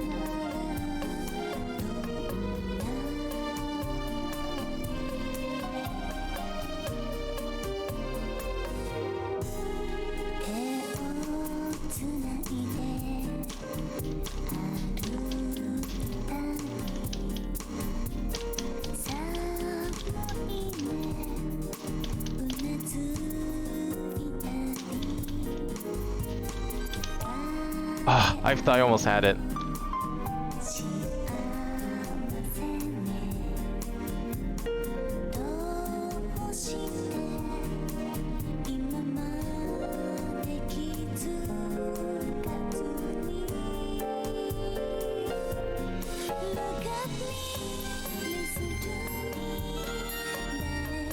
Okay, now we're making progress.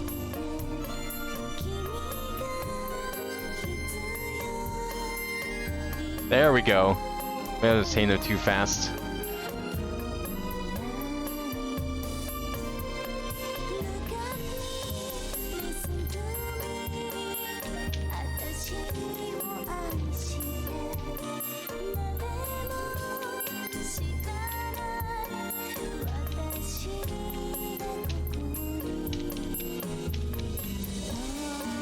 Wait, how did I lose progress there? I always do that part well.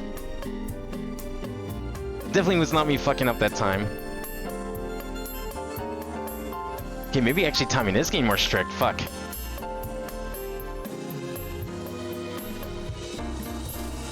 Ugh! Not enough. How am I actually screwing this up? No. We're gonna do this. I need to figure out why I'm fucking up here. It's probably because the game's getting harder.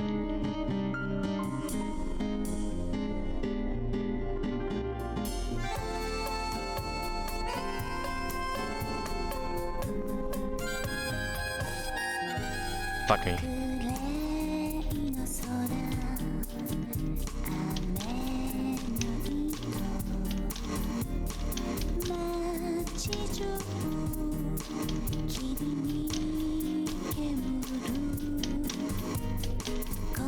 Oh.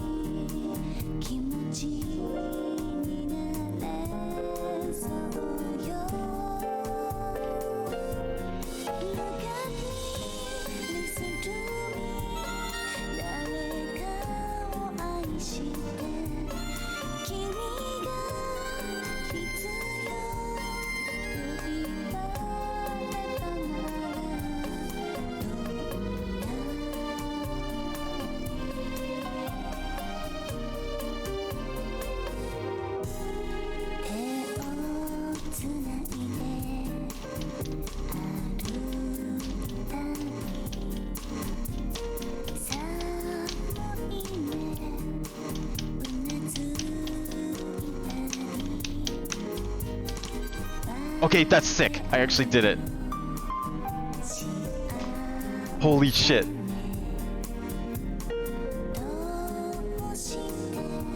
I don't hate this song anymore.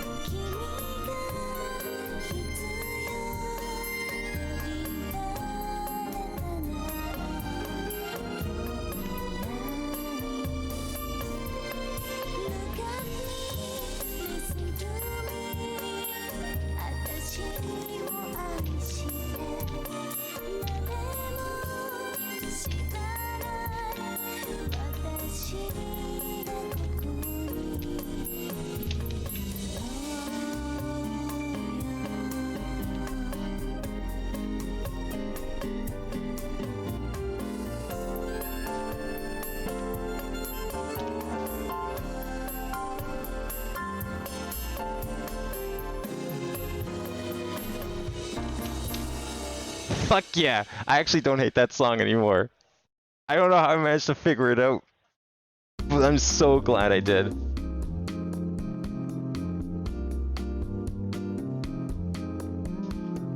See, this game is a simulator, really. As we practice in game, I'm practicing in real life too. Yes, that was good.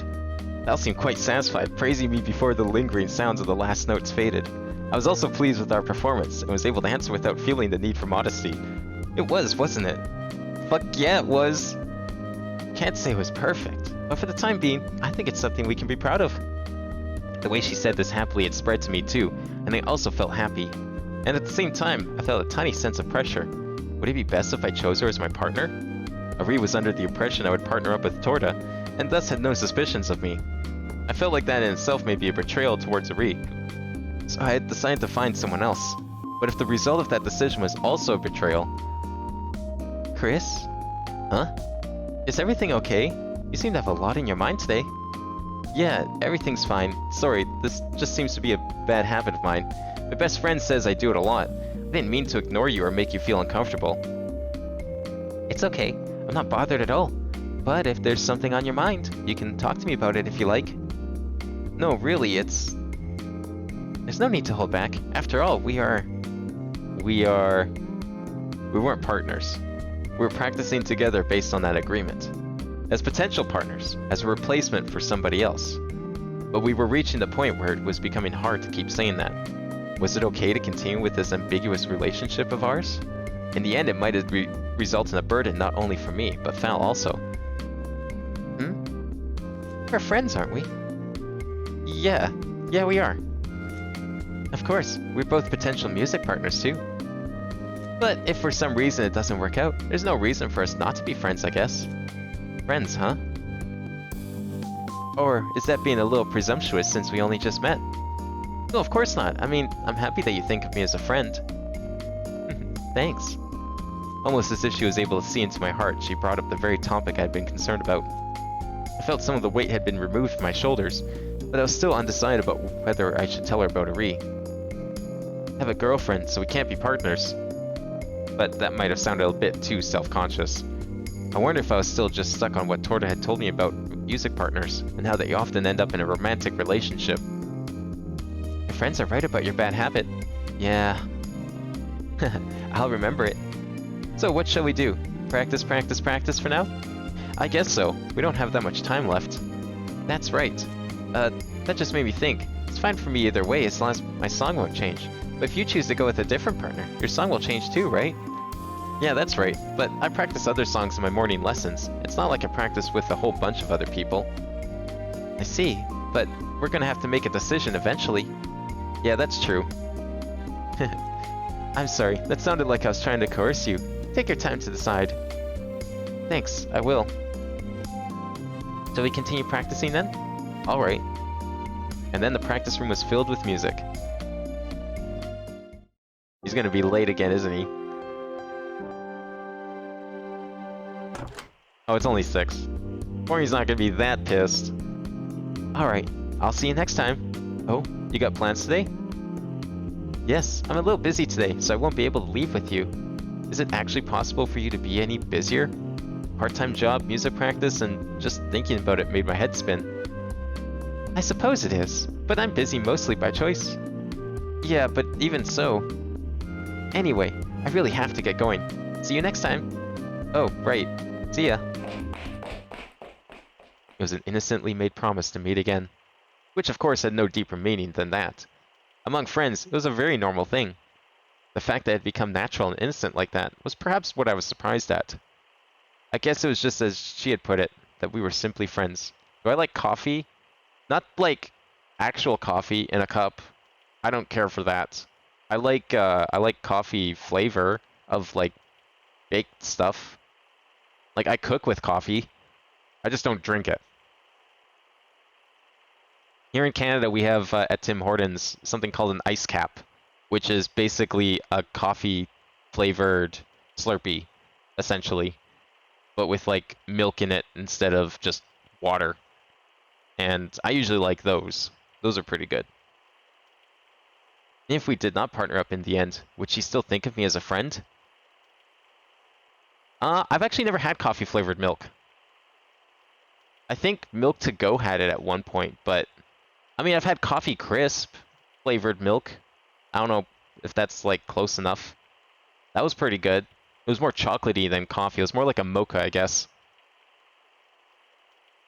And I realized it was pointless to think that much about it.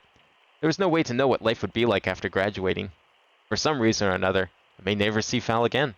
For example, if I end up being partners with Torta or something. And of course, Lise was another possibility. Okay, where though? When? How? How? At this point? No way. Are we just gonna be like, yeah, fuck Torta, fuck Fal, let's go talk with that girl that didn't want to see her face ever again from like 3 weeks ago? If that happened, would Fal still smile and think of me as a friend? Thinking about these things, I watched her walk in a slight hurry down the hallway of the second hall.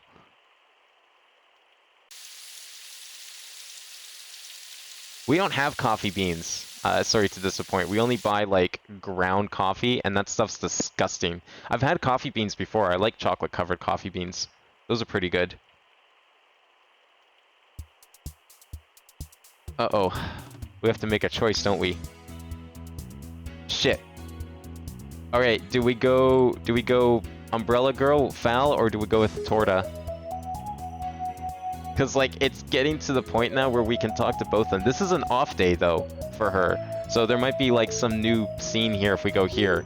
Torta, we can practice anytime. She seems to always be down to practice, so it's probably going to be pretty straightforward. But the last time we ended up over here, we ended up we got a free meal at a restaurant when we went on one of her off days. Order your own flavor of ice cream?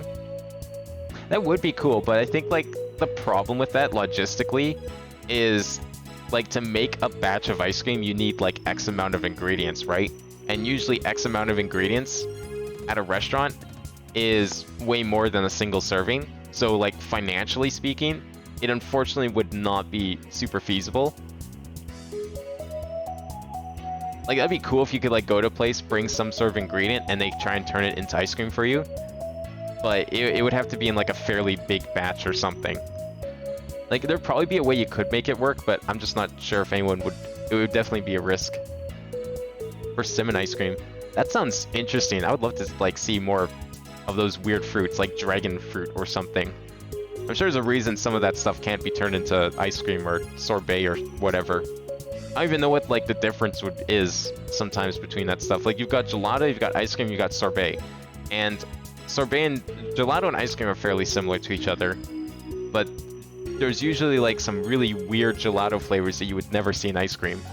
Sorbet's, like, different enough. It's usually used with, like, more runny fruits that you probably wouldn't make sense for ice cream. Alright, well, if we have to make a decision here, I'm not gonna let all that perfection of Fal's song go to waste now that I finally understand it. So I'm gonna make the executive decision, and we're going for Fal. Whether or not that's gonna fuck up Torta, we'll see. I was absent-mindedly gazing down the hallway from the cafeteria when I noticed one of the teachers start talking to Fal, and then give her something that looked like a bundle of papers. Oh, do we get to do more music sheet copying? So it happened again, huh? My suspicions aroused, and I stood up and left Torta at the table. I have to go do something. Oh shit, we're making a choice! We're abandoning our friends for some person we met like 3 weeks ago. Out in the hallway? Sorry, I'll be back in a sec, okay? Oh. Okay. It's happening. I mean, it seemed like the consensus was pretty clear. Everyone here wants Umbrella Girl. Even though she hasn't brought an umbrella to school in like 2 weeks. Or maybe just a week, but still. I left Torta and deep inside my heart apologized to someone else who wasn't at the table. I decided not to think too deeply about who it was. Val? I ran just a little bit to catch up with her, and when I did, she turned around with a slightly perplexed smile on her face. And for just an instant, that expression seemed more serious than it did last time. Val? Oh. Chris? But that thought the thought I had was just for an instant, as Val called my name with her usual smile. I didn't think it was just my imagination, however. Did you get asked to do something again? Oh, yes I did. Sounds like it's gonna be a tough one. Oh, yes, quite tough. She peered up at me as she spoke, in that cute kind of way a girl would when they want to ask for something. Could you help me again like you did the other day? I guess it depends on what we're doing. I don't want to say yes and then say I can't do it, so... What were you asked to do? A man would just say yes, no questions asked. Only if it's something I can help with. That's the whole reason I chased after her. Careful, aren't we? It'll take time to explain, so do you mind if we go to the classroom first? That kind of sounds like the point of no return. That's the whole idea. Could you wait in front of the same classroom as last time? I could get the key. Wait, I haven't even said yes yet. Guess I don't have much of a choice now. But there was no way she would try to make me do something that I wouldn't be able to do. I was sure the way she spoke about it was just her way of teasing me. Still, hoping that it would be something simple, I made my way to the lecture room that we used when we copied scores that time, and waited for her to return.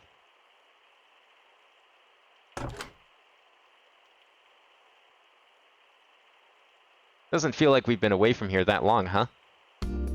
Did she just read my mind? I guess I did. It wasn't that I'd actually become able to read her. It was simply that it really hadn't been that long since we were last here. I'm sure in this world there probably is actually magic that enables that though, so... That's not much of an expression as more of like a potential question in regards to the invasion of one's privacy. I had to say, I wasn't expecting to come back to the lecture room so many times. You have to work today, right? That's right. It seems that's always on my busy days that they need my help. I guess that's a sign of how much they trust you. That's putting it positively. But I suppose I should be thankful they didn't ask on a day when I have practice. Do you mean like on Tuesdays and Thursdays? Yes, since everyone knows I have to practice on those days, I haven't been asking for my help so much this month. But don't they know you have your part-time job? Well, just like last time, I always end up getting it done in time, so... I should have such problems. Anyway, if we don't get started, I might not be able to finish this one on time. Alright, so what do you have to do this time? Today I have to write up a draft for a speech, and it has to be done by tomorrow. Okay, I'll be going now. Hey, wait! Not the content of the speech I need your help with. And by that you mean... I'll think of the speech as I go, so could you write down what I say? I think I can handle that. But the draft for a speech? That's surprising. Actually, the fact that there's teachers who would ask that of you is what's surprising. I have to admit, this is the first time to be given such little notice. This kind of thing happens a lot. I'm not bad at it, after all. I imagine that in this case, not bad at actually meant pretty good at. Honestly, didn't think that the teachers had trusted her this much. But we don't have enough time, right? Actually, it's not exactly that we don't have enough time. These kinds of speeches are generally all the same, so it doesn't matter who writes it. I think I understand. And it's not that I can't finish it after work. It's just... Oh, okay. But what do you mean by, it's just... I started to think that the troubled face I thought I'd seen earlier was indeed what I thought it had been. There's one thing I'm not good at. Wow, even you have something you can't do well? Of course I do. Kind of relieved to hear that. You under the impression I was good at everything? Kind of. But I guess I was also kind of happy that you just told me. Oh, then I guess... No, it's definitely not okay. It isn't something I can laugh about. So what is this thing you're not good at? Handwriting. My handwriting isn't very pleasant to look at. Your handwriting? Don't repeat it. Wait, that's it? Hey, this isn't a joke. It might not seem like much to you, but I'm rather bothered by it. Just how bad is it? I mean, now that you've started talking about it, I'm kind of curious. Bad enough for me not to want to show you. Huh? I don't want to show anyone. Ugh. Look, really don't have time, okay? Val looked kind of cute, trying to hide her embarrassment by being curt. Perhaps it was because I had only seen her the perfect side so far. This was like seeing a new foul. Alright, are you ready? Yeah, go ahead. First, we'll start with the introduction.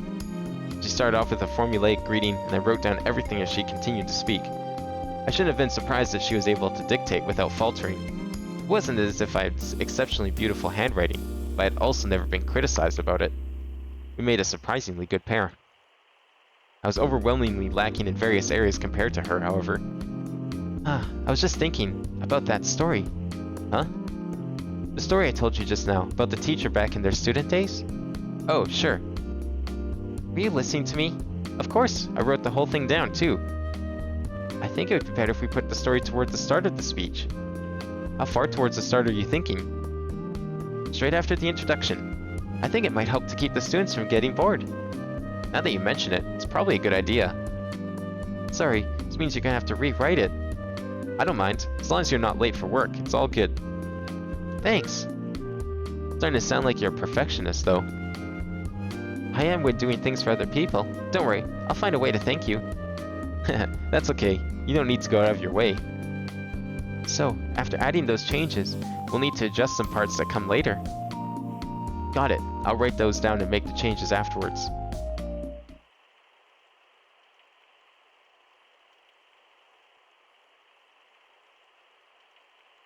I'd start charging for it.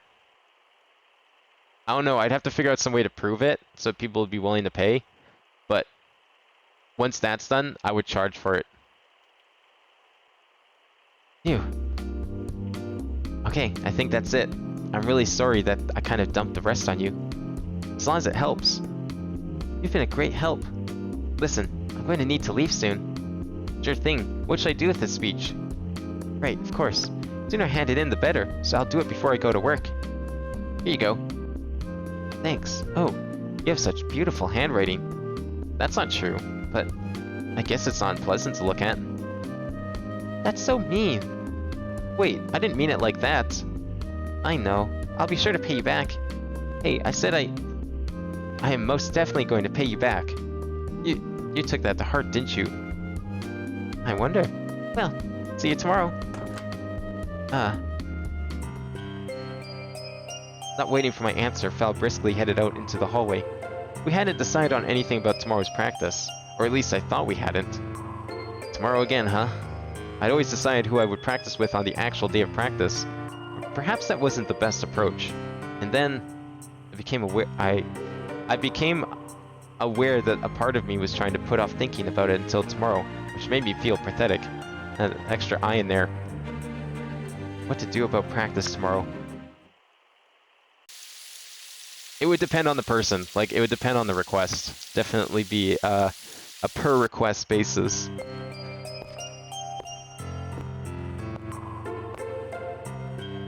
And they have to pay up front. It can't be anything like, I want to become rich. Because at that point, I would want to charge like an exorbitant amount of money. And if they can't pay that first, you know, I wouldn't want to be like, well, I'll pay you when I get rich. No, you gotta pay now. Cough it up. I finished my morning practice, and as I was walking along thinking about getting myself something to eat, I came across someone unexpected at the cafeteria. Morning. Good morning. Was she on her way to the practice rooms? Now that I thought about it, I had never seen her eating at the cafeteria before. She may have just been dropping by the cafeteria now that the first hour's practice had finished. Just finished eating? No, I'm going to eat now. Oh, right. Do you always eat here at the cafeteria? No, I don't. Usually I have a secret place where I like to eat. A secret place? Why don't you come with me? I'll explain when we get there. Oh, shit. Huh? You were about to get something to eat too, weren't you? Well, yeah, but... Tell the truth, I was waiting here for you. Why were you waiting for me? I'll explain that too, okay? Chuckling to herself, Val headed off down the hallway and beckoned me to follow with a wave of her hand. Correct me if I'm wrong, but aren't there only practice rooms down here? Alright. I had a slight sense of hesitation toward the whole feeling that I had to go with her, and for some reason I suddenly thought of Torta. It wasn't as if we had promised to meet for lunch, but for some unexplainable reason, I felt guilty for breaking what had become a habit for us. It wasn't like the guilt that I felt towards Ari. Something felt between friends, I suppose. Oh, I'm sorry.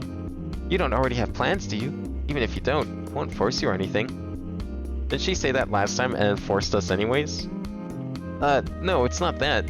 I don't have any plans, and it's not like I don't want to have lunch with you. But I just want to say something to Torta. There's someone that I always have lunch with. Oh, you mean Tortanita? Huh? How'd you know? She's right over there.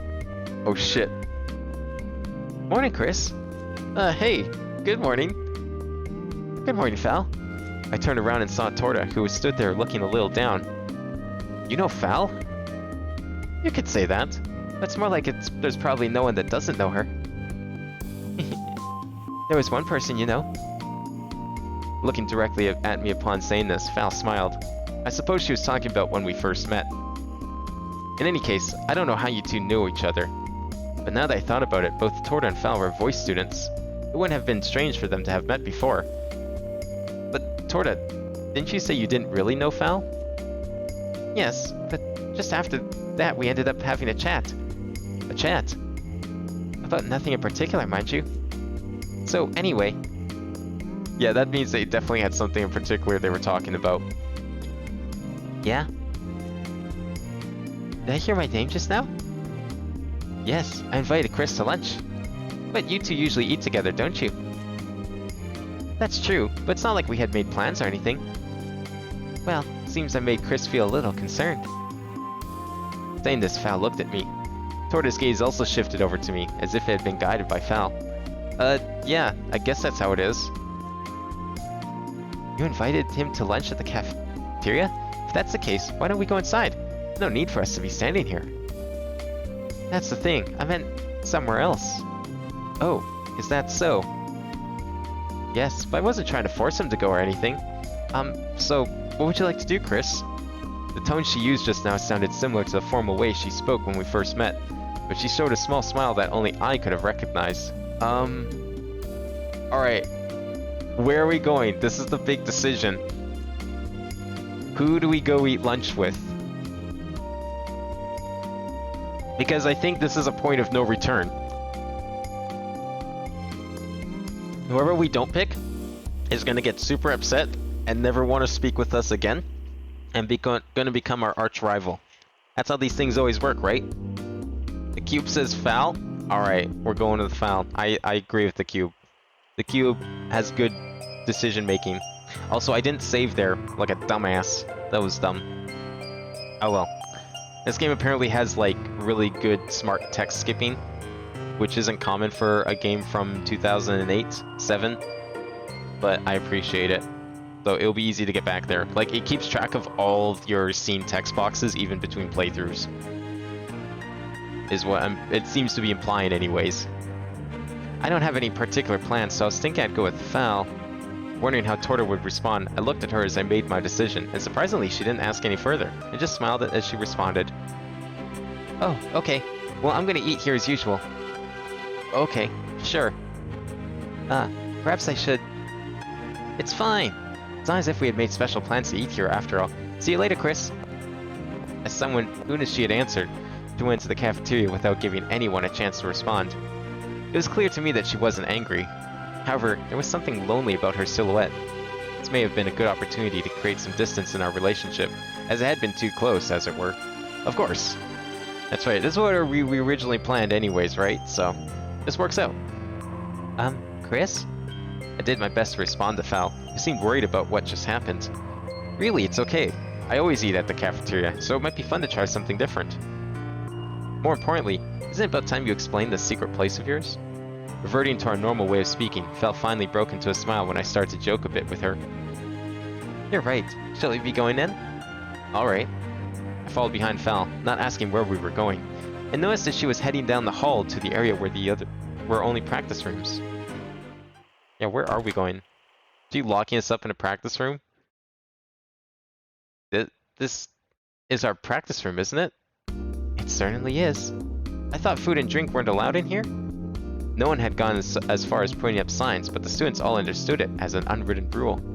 That's just how it was, and it went without needing to be said. I know food and drink are allowed here, but if it's only sometimes, why not? Why not, you say? It was at this point in the conversation, I realized I'd never see Fal at the cafeteria. Did we just pick a fucking delinquent? I don't know if I like this choice anymore. Do you usually eat at the cafeteria? Before answering my question, Fal reached into her bag and produced a package, smiling as if she was enjoying herself. Oh, it's most likely exactly how you think it is. Which means... I always eat my lunch here.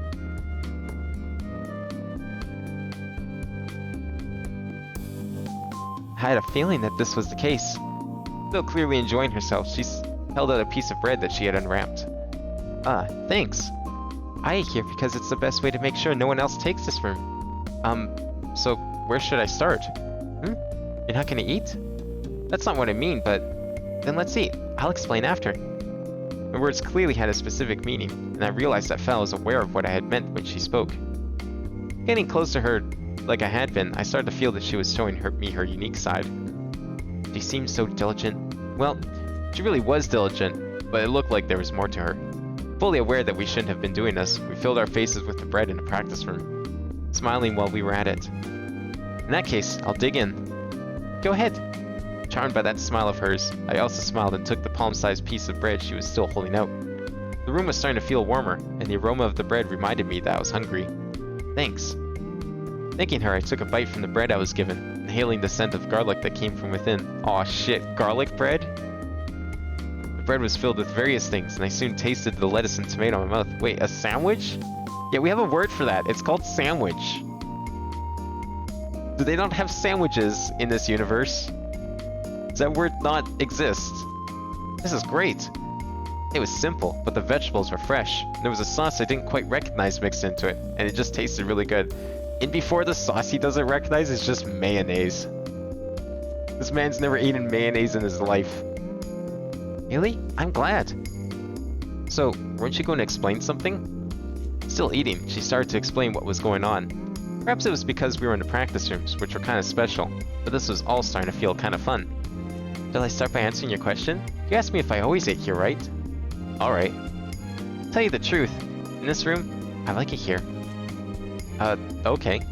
A lot of people enter this building from the back door, so if I just come here after eating lunch, I'll have to find that someone has already taken this room. I guess that's to be expected, but aren't all these rooms the same? That's absolutely right. This is just, you know, one of those things. A personal preference? I guess you could say that. It's really nothing more than that, though.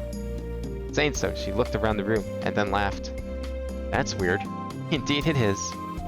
Before I knew it, Fal had another piece of bread ready in her hand. Here you are. How many sandwiches did you make? Are you sure? That's why I made them for you, no? I'm not going to be able to eat all of them by myself. What if I said no? She was just going to be stuck in here with like 3 sandwiches. That brings up the same question again. Why? To pay you back for yesterday, of course. I said I'd pay you back, didn't I? You did, but I didn't think you meant it in this kind of way. What'd you think I meant? Well, I thought you were going to get angry at me for laughing at you yesterday. I was too thankful to be angry about that. Laughing for a moment, Fal then took a bite from her bread. That makes this the second time that she made a meal for me as a thank you. It wasn't an overly special way of going about it, but a delicious meal was always nice. Thanks a lot for lunch. Peanut butter and jelly lollipop? No.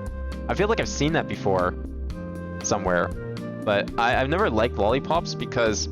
So, the thing with lollipops is I don't like finishing them because after a while it just gets really sticky and gross. But you can't really store a lollipop in anything. It just doesn't work. You either eat it all in one, or you just don't eat it at all. So I don't buy fancy lollipops because there's no way I could finish them. I was full after eating 2 of the bigger ones. It seemed that 1 was enough for Fal, and since she had made 4, there was 1 left. Are you sure that was enough? I should ask you the same thing. 1 is more than enough for me. I made the extra ones today for you, Chris, but it's okay. I can take this last one home and eat it later. You made 3 sandwiches for some guy you just met, and you weren't even sure if they were going to come with you to the practice room to eat. Okay. 3 sandwiches. I eat a lot of sandwiches. I usually only make 2 though. I don't ever make 3. The few times I've made 3, I usually regret it. And then there's been times where I've even made 4 and definitely regret it. 3 fucking sandwiches. You're welcome. I'm glad you liked it. Val wrapped up the bread once more and then began to carefully check the practice room floor. Did you drop something? No, I'm just making sure I didn't leave any crumbs on the floor. Can't leave any evidence at the scene of the crime after all. Oh, right. It'd be a problem if someone found out, huh? Exactly. Like a child that was sharing a naughty secret, Val brought a finger to her lips as she looked up at me. I'm surprised you haven't been caught, considering how often you eat here. Supervising teachers sometimes went around the practice rooms to make sure they were being used properly. Apparently, sleeping students had often found themselves being kicked out. You know, I was actually caught once. So you have been caught. But I want to practice just a little bit longer. I'm truly sorry. When I said that to the teacher, they just genuinely believed me. And if they saw me through the window after that, they'd just smile and walk away. See, this is why top students like you are trouble. If I did the same thing, I'm sure I'd be dressed down. You're probably right. But...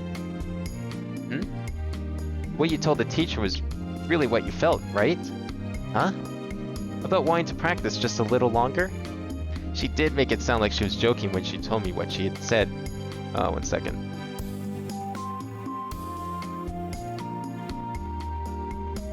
There we go. No, I've actually never seen like the mixed combination of peanut butter and jelly before. We've always just bought them separate. Like normal people. I'm sure it's probably good together. I mean, you know, you always put them together anyways in sandwiches, so kind of mixes together. I guess saves you the trouble, but it's probably not really good for anything else. Might be good with like cookies, I guess, if you put them both together. She did make it sound like she was joking when she told me what she had said, but from what I had seen of her attitude towards her music, I believe that that was what she had truly felt. Might have been, yes. Anyway, so that's what happened, and now this is kind of like my own VIP room, which means I don't want it to get dirty, and I even clean it sometimes. Oh, I see. And so in the same way she did, I checked the floor around where I sat. It should be okay though. I always choose a slightly hard type of bread. Aren't like harder types of bread usually the more crumbly types of bread? Because like when I have softer bread, it almost never makes a mess. It was as she said, didn't appear that we dropped any crumbs. Yeah, I think we're good. Great. So shall we do some practice then? Sure, why not? She laughed happily, but also mischievously. Nothing. It's just, I knew that we'd end up practicing together if I brought you here.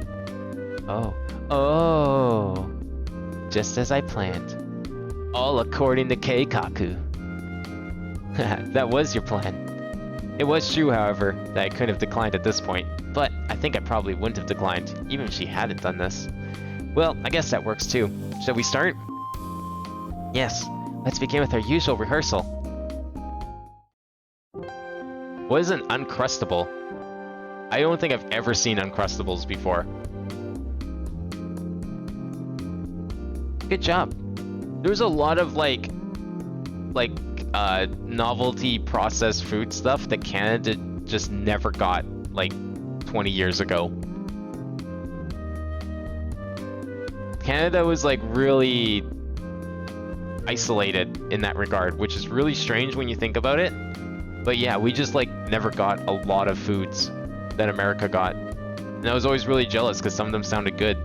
Like the original run of Oreos, like the cereal Oreo-O's, back in like the early 2000s, Canada never got that.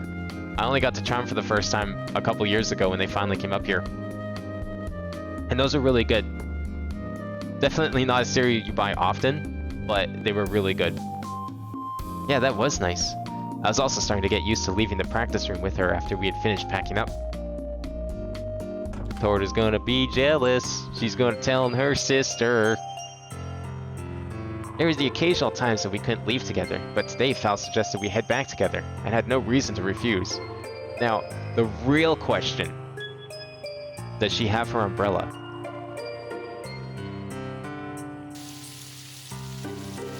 It occurred to me that through our music in this way, the amount of time I spent with Val had increased. My thoughts were still hazy, but time had been passing, calmly and surely. I felt like the sound of her voice was still lingering deep in my ears, muffling the sound of the rain on the pavement.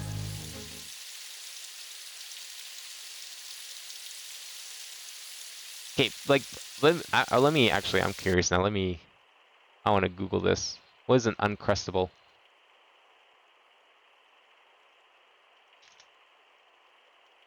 Uncrustable. Oh, it's like a pastry thing. Smuckers. Yeah, I don't think I've ever seen those. What the fuck? Okay, like, I'm seeing all these pictures of, like, what look like powdered fruit pastry kind of things with jelly and shit. And then the first picture that it clicks on for me is Uncrustables Taco Bites. Beef crumble, cheese, salsa, and taco seasoning and bread. It's very different from all the others. Yeah, this is definitely not something that's sold in Canada.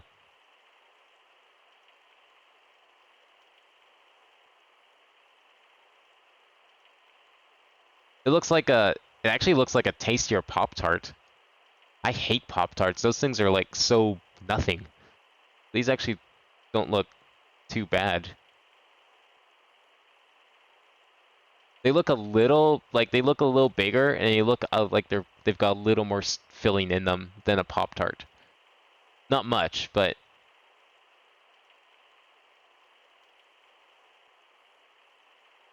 I don't know if I'd buy them. Cause like I just really don't care for Pop-Tart-esque things. Those look pretty good. If someone handed me one, I wouldn't say no. Alright, what are we doing next? I guess we're going to go apologize to Torta for ditching her the other day. Okay, shall we practice again today? Huh? Torta had finished cleaning up after eating lunch, and as I said this, she was preparing to head off to a practice room.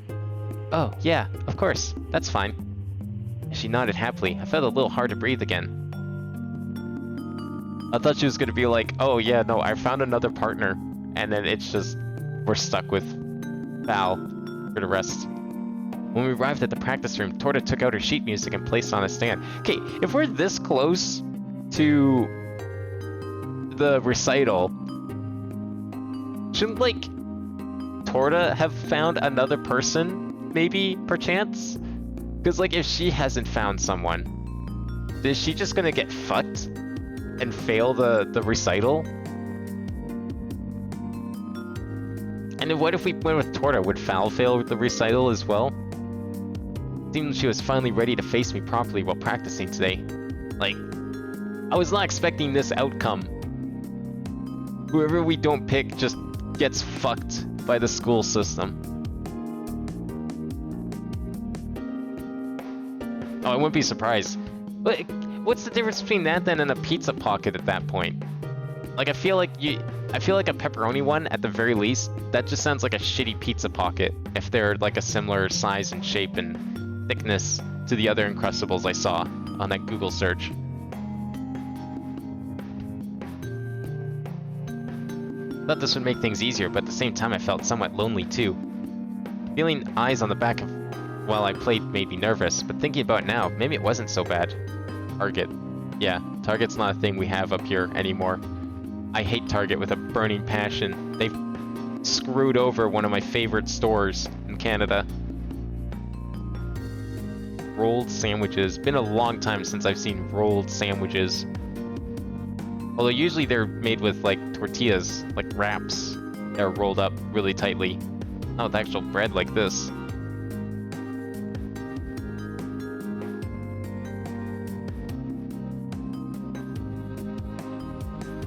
Oh, they're kept in the freezer according to the box. I actually thought they were kept on like shelves. Maybe in like the same aisle as Pop-Tarts. But no, I still have never seen those before. What, is something wrong? Not really. Ah, you're disappointed I won't be behind you today. No way.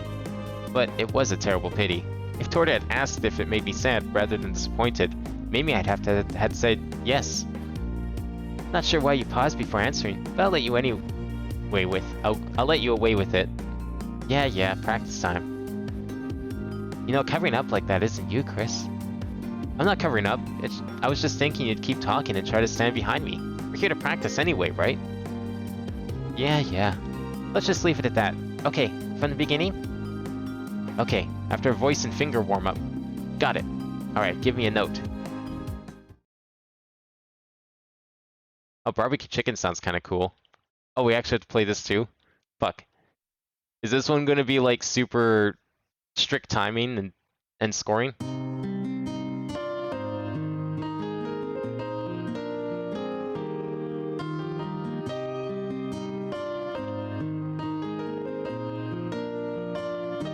Oh, wrong button.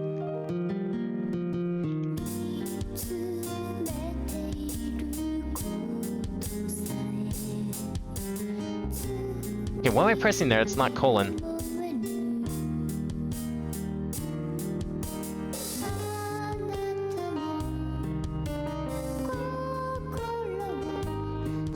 Fuck me.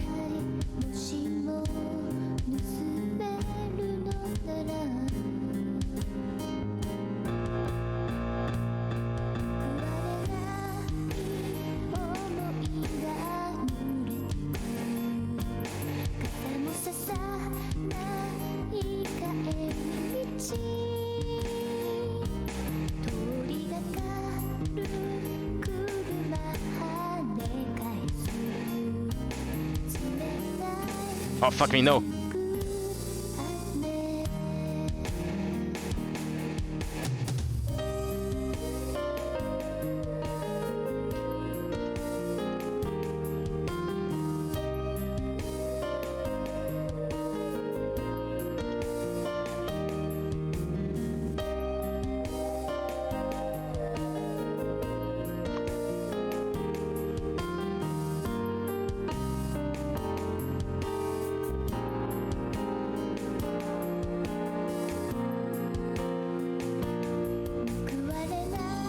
I hit the note that time. Fuck yeah, let's go.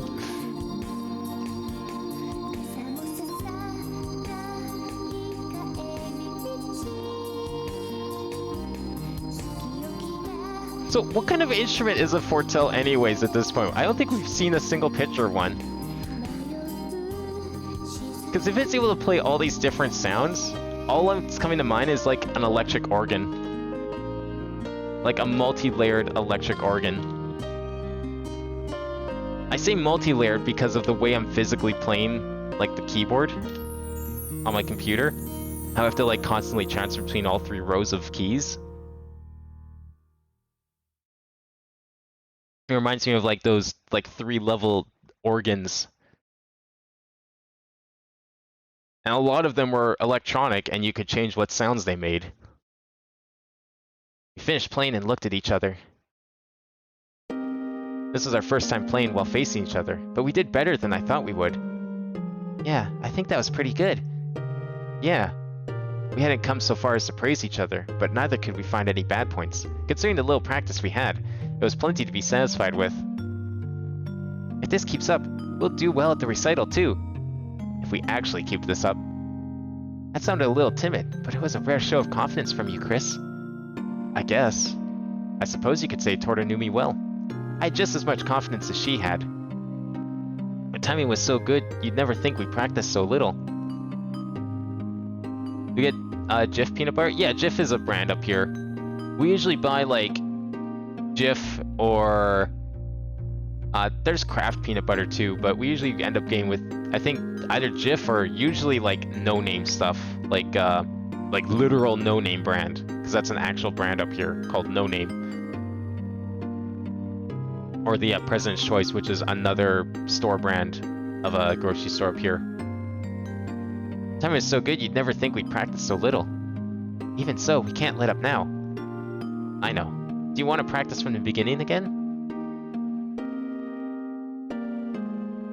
Spray on peanut butter? What the fuck? Yeah, that sounds like one of the most American things I've ever heard, and definitely not something that would be sold up here, or I'd be very surprised to find up here. Phew. Good work. For the second half, we practiced while giving each other detailed feedback.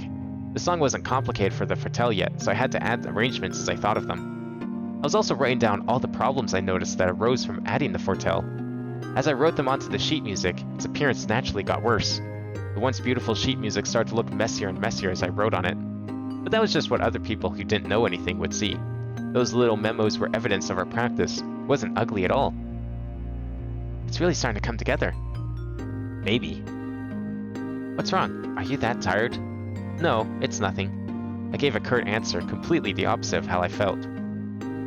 I was satisfied with the practice we'd just done. That's why I was trying to put more distance between us. If I didn't do that, I felt like it would be rude to Ari. But I instantly regretted it, thinking there must be another way to say it.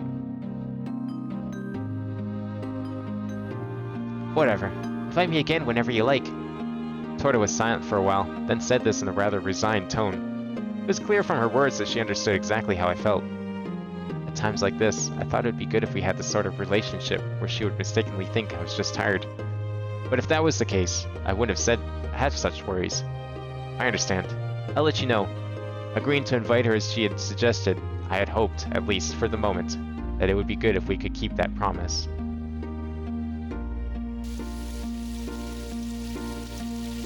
After that, we walked to the road home, not really saying much. I wondered over and over whether that silence was really what I wanted. What do you mean by mosaic? Like a design? Like someone drawing on the sandwich? I can't say I have, in that case. The weekend passed uneventfully. Yesterday I had nothing to do, and spent the whole day at the Fortel. Today I was performing an ensemble with Forney for the first time in a while, so the rest was over, just like that. And as always, I retrieved Ree's letter from the mailbox and unfolded it gently. Dear Chris, how's the rain there? I suppose you must be used to it by now, but sometimes I worry. If it were me, I'd probably sink into depression. I hope that doesn't happen to you, Chris. Recently, the graduation recital keeps coming up in these letters, but it's the most important thing right now after all, so I hope you'll understand. About your partner, what's going on? Torta was so worried that it hadn't been decided yet.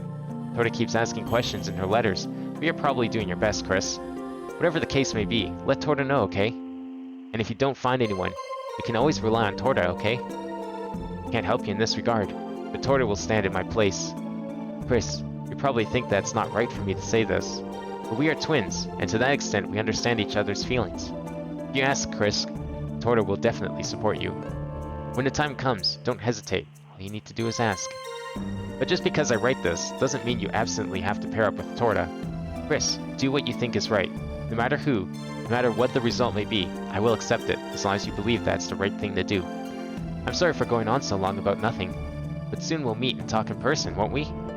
And so let's continue this at your place, during Natal. I look forward to seeing you again after a year. Love, Arietta. What did Ari say? Just the usual. She's coming here for Natalie.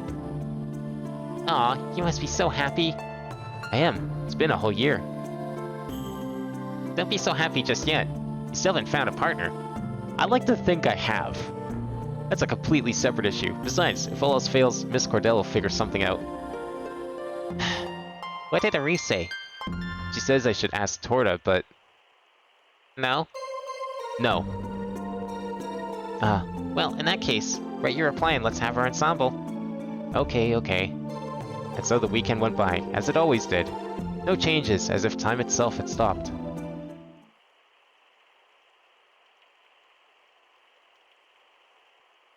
Two weeks had already passed since I started looking for a partner. I practiced a fair amount, and I've also met potential partners. But in the end, I had to pick one.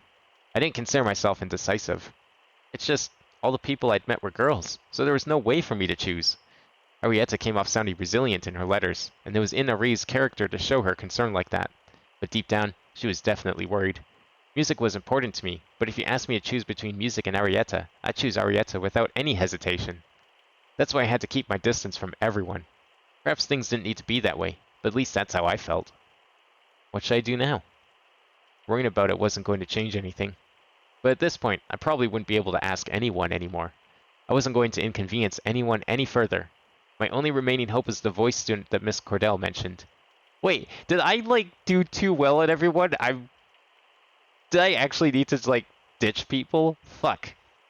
I thought we'd get, like, a choice at the end, but nope. Apparently, I needed to fuck up with someone. Wouldn't be too late to start practicing then.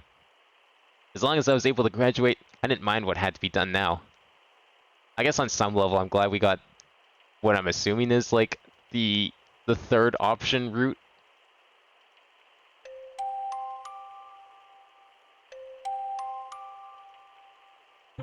Oh, when you put, like, multiple jams? Yeah, we didn't really have a name for that. We just put more than one type of jam on the sandwich. I've done that a couple times, but it usually becomes too much because now you have, like, all this jam versus, like, a little bit of peanut butter. And it's just, like, it's too much jam at that point. All the flavors don't really, like, it just becomes jam flavor instead of fruit flavor. Today's your last day of practice at school, right? Horny asked me that as if I left for school in the morning. Yeah. So that means you found a partner? Not yet. I'm pretty sure you had to decide before Natalie, didn't you? In the case of the third-year voice students, yes. Well, do you have any other candidates? Any last resort? I've got one, kinda. Miss Cordell said she'd figure something out for me. As I thought, what about Torta? That's not out of the question, but... Ari? Not exactly. Ari thinks Torta would be good, doesn't she? That's what she said in the letter, but I'm the one who has a problem with it. You mean, you think that Ari would actually mind? Maybe, but more importantly, I feel Torta and I are too close, and that bugs me. That's a given. You've been together since you were kids. In other words, you're not sure that you can keep that distance. Oh, it's like an actual brand of Smuckers? Yeah, no, I don't think I've seen this. Look on the link.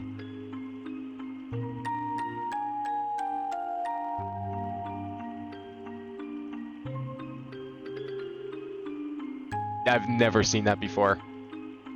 That sounds like an American thing. I forget how American Smuckers as a company actually is.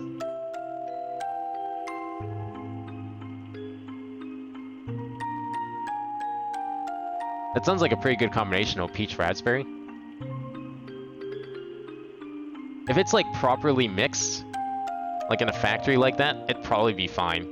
But I've never seen that. I'd be down to try it if I ever saw it in Canada. You're good at this, Forney. That's probably it. That's understandable. So what now? The student Miss Cordell picked turned out to be male, and a total stranger. Things would be a lot easier. Sure. I'll think about it when I get to school today. Okay, have a nice day. I'm kind of curious to see what this mysterious third student that Cordell had in mind is. Forney's a little peeved. She'd probably have enough of my endless complacency. I didn't blame her, of course, since even I couldn't believe it myself. Okay, see you later. Forney was already looking outside the window and waved goodbye without saying a word.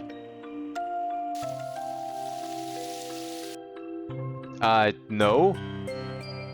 No, I don't, and I'm pretty sure no one else here would. So I hope that's not something you plan to link. Hi. Good morning. I arrived at the usual time, but today Miss Cordell is early, apparently. Today's the final deadline I've set. Have you decided on a partner? No, I'm sorry. As I expected. And you won't mind if I make the decision for you. No, I'm not in any position to complain. In that case, wait right here. I'll go get your partner. As in, right now? What if she just picks, like, randomly from anyone that we've, like, attempted to partner up with, maybe? As, like, a sort of, like, flip of the coin. I said there's no time, didn't I? Your partner's already standing by. If I'd said just now that I had found a partner, what would you have done? I knew you wouldn't. I only asked to be sure. Okay. I still don't understand how she wears only half a pair of glasses. Can we get answers to that question? With a tired smile, Miss Cordell went out into the hallway. I can't believe she'd made them wait. Phew. Would we get along, I wonder?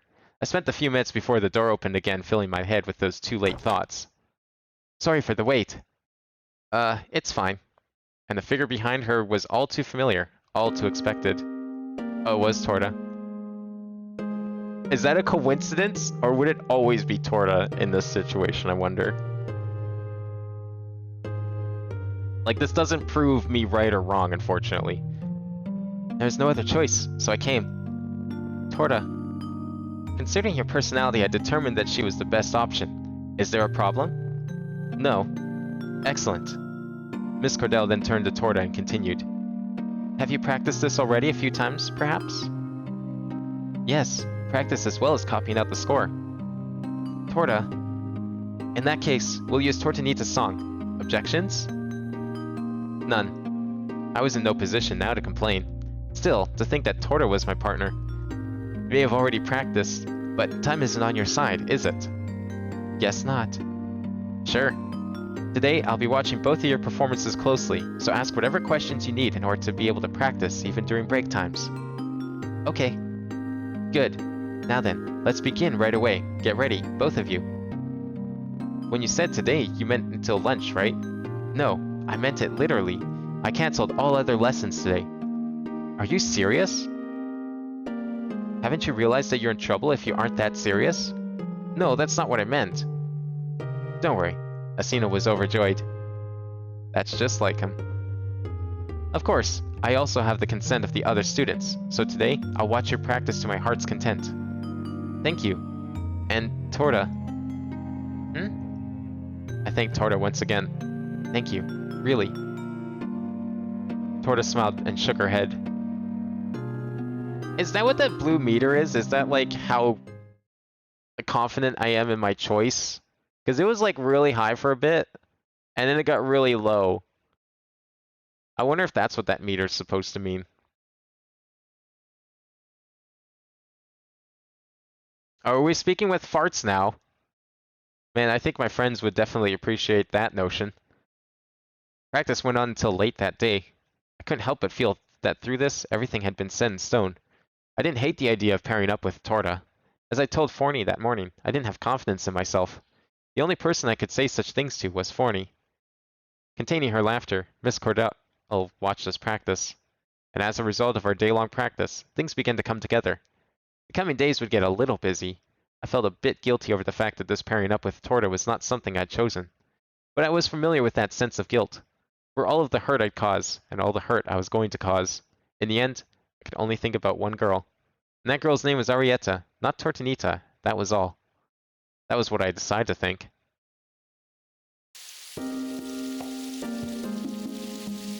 Okay, let's make a simple final schedule. Don't tell me you were thinking of doing nothing over winter break. If possible. Chris, what about the start of school after the 4th? Now look here. I'll practice at home, absolutely. Oh, in that case, do as you please. Sorry. Don't be. I'll be busy with my own stuff too. I see. Then we'll practice in earnest starting from the 4th. Until then, make sure you practice my song diligently. Got it, thanks. Save it. So you're best for the graduation recital, so that'll boost my evaluation too. From her tone, I could sense that Torta didn't believe a word she just said, which made me very aware that I was being helped by the people around me. The desire not to hurt them, the guilt. I had only ever thought of what suited me best, and acted accordingly. And as if to contradict my selfishness, these people were selflessly working to help me out. I felt so ashamed that I couldn't get myself to thank Torta anymore, or take any further action.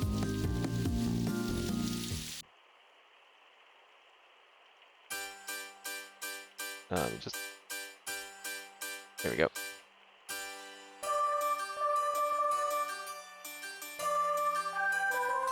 So it turned out to be Torta in the end. Forney spoke in disbelief, and didn't say anything else on the matter. She didn't look pleased, nor was she angry. She was just stunned, and then she smiled, almost indulgently. I'd seen a lot of people smile today, to the point where I'd imagined that they were laughing at me.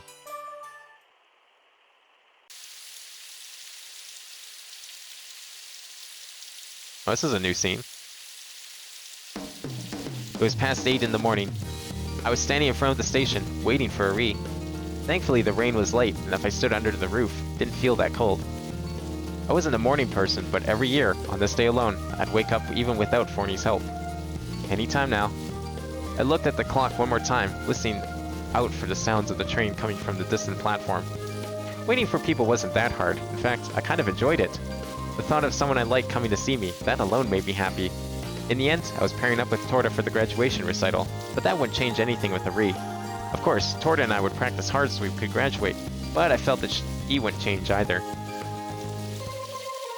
Sorry to keep you waiting. Ari came running out of the station. Morning. Here, let me take that. I rushed to meet her and carry her bag. She's totally one of the people we could probably perform with. No fucking clue how we'd go about doing that, though. It only contained clothes for a day trip, so it wasn't that heavy. Even so, I took it from Ari, and she passed it to me with a smile. It's okay. I'm not that tired. I'm used to the night train, and I even managed to get some sleep. I see, but I'm sorry that you always have to come all the way here. It's nothing. Besides, I came because I wanted to. Thanks. Anyway, you must be cold. How about we find somewhere to have a warm drink? Before that, let's go to church, as always. Fine, fine. You're so serious, Ari. Not that pious. So we'll balance each other out. I'm not pious, Chris. I want to go because I'm with you. Is that right? I felt my face turn red thanks to Ari's sappiness. With a knowing, pleased look, Ari took my hand and started walking toward the church. Perhaps it was because of the heater inside the train, but Ari's hand was warm. My hand is so cold. Did you wait long? Not at all. My hands are just always cold. I see. Then your heart must be very warm. Haha. Ari returned my silly comment with a joke.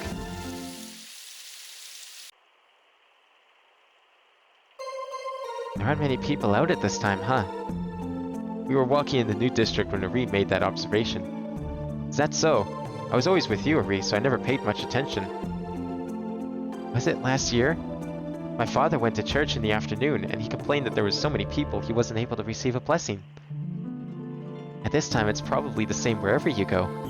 Come to think of it, the city hasn't changed much either, has it? Alright. The Mass during Natalie was different than to those held on other holidays, as all the church doors were opened wide so that as many people as possible could attend. The ceremony itself was quite unceremonious. Priests didn't read from the teachings, and neither bread nor wine was given out. Wow, that's shitty. That's like the best part of church. The only part I ever looked forward to was the free food. I heard that had to be that way in order for more people to attend. With lapsed believers such as me who only went to church on this day, you bet it had to be that way. It was the same scene that you saw every year at Natalie. But there's one difference. I focused on listening. From a distance, the voices of the choir rose in the wind and resounded through the air. You're right. I can hear them. The church in this city was always filled with the sound of hymns.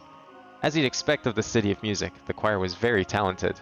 The splendor of their voices was enough to place the awe of God in the minds of those who heard them. Even if you weren't a vocal specialist, you feel it. In the first place, music was something for the people, not concepts to be debated and fussed over. Whether you were a famous musician or an ordinary citizen, as long as you were moved by music, it was all the same. Music was the enjoyment of sound. The teacher at the music school we used to attend would repeat that like a mantra. What beautiful voices. Harry closed her eyes and listened, as if she were about to burst into song herself. It seemed she was actually going to start singing, when she suddenly opened her eyes and looked at me. What? Nothing. It just looked like you were about to start singing. I intended it sincerely, but Ari seemed to take it as a joke, sticking her tongue out at me and frowning. I'm not going to sing. You know you'll just make fun of me. No, I won't. That was my reply, but then I imagined Ari actually singing, and I wasn't so sure anymore. Hey, you're thinking mean things again, aren't you? Of course not. Don't think I can't tell. So you were going to laugh at me after all. Yeah. As if. Marie started to get angry for one moment, then she laughed. We weren't being particularly funny. It was just that being able to spend time like this together made us so happy. We could have laughed all day.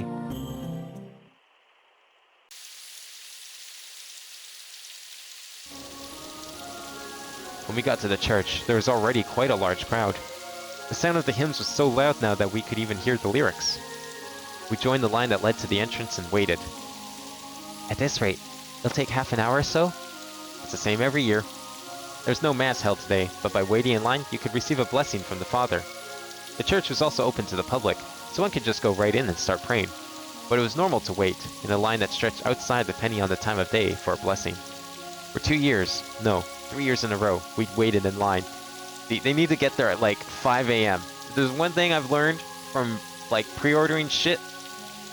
You gotta get there at like 3 in the morning and sit outside in the cold, alone, in the dark. It's the only way you can guarantee anything. These people are way too late. She should have taken the earlier train. Amateurs. After our prayers, what do you want to do? I wonder if anywhere is open for lunch. Huh? I was looking at the line and Ari, who took a while to respond, was beside me with her eyes closed for some reason. I said, what do you want to do after this? Ah, sorry, I wasn't listening. That's okay, what's up? I hear them every year, but this choir is really talented. That goes without saying. I'm not sure, but they probably get professionals to do it.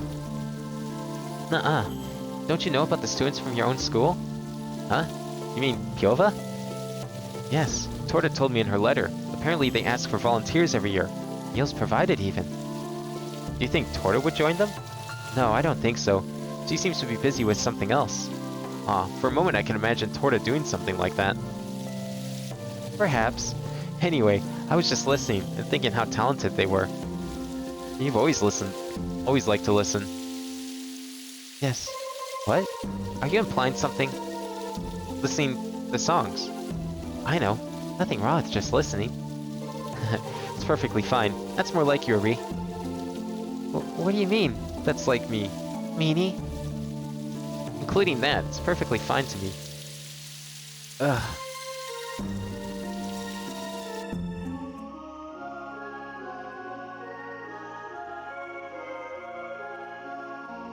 There were large shells filled with holy water on either side on the cathedral's entrance, and after dipping our fingers, we made the sign of the cross.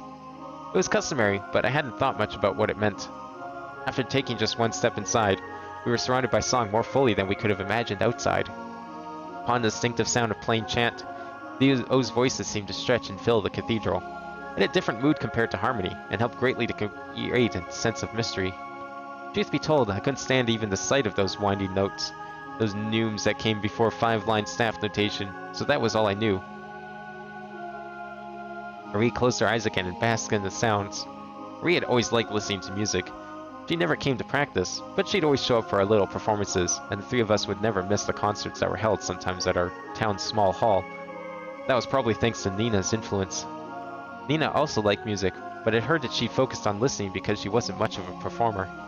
They'd lived together since Ari was a child, so it was a possibility. Right now, I was starting to consider yet another possibility. Me. Maybe it was because of me that Ari came to the performances and grew to like music. For a time, a really short period of time, Ari had tried to distance herself from music. It was when she saw that she really wasn't cut out to be a singer, and Torta was improving rapidly. I'd heard that she would cry and refuse to go to music school, putting her parents in a tight spot. Of course, I hadn't seen any of it with my own eyes.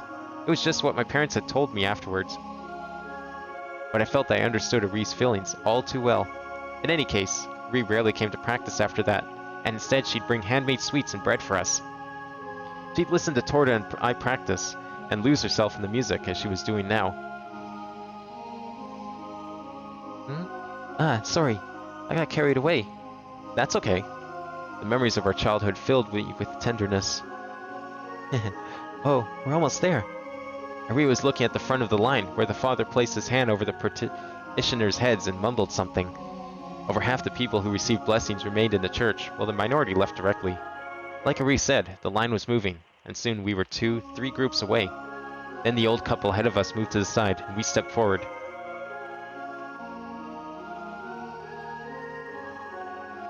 We held our hands in prayer and lowered our heads, whereupon the father touched our heads and whispered something. It was in an old language, so I didn't understand the actual meaning. But among the words were some that I'd heard before. They must have been verses from the teachings. I didn't mean to let the words slip by, but they weren't staying in my head.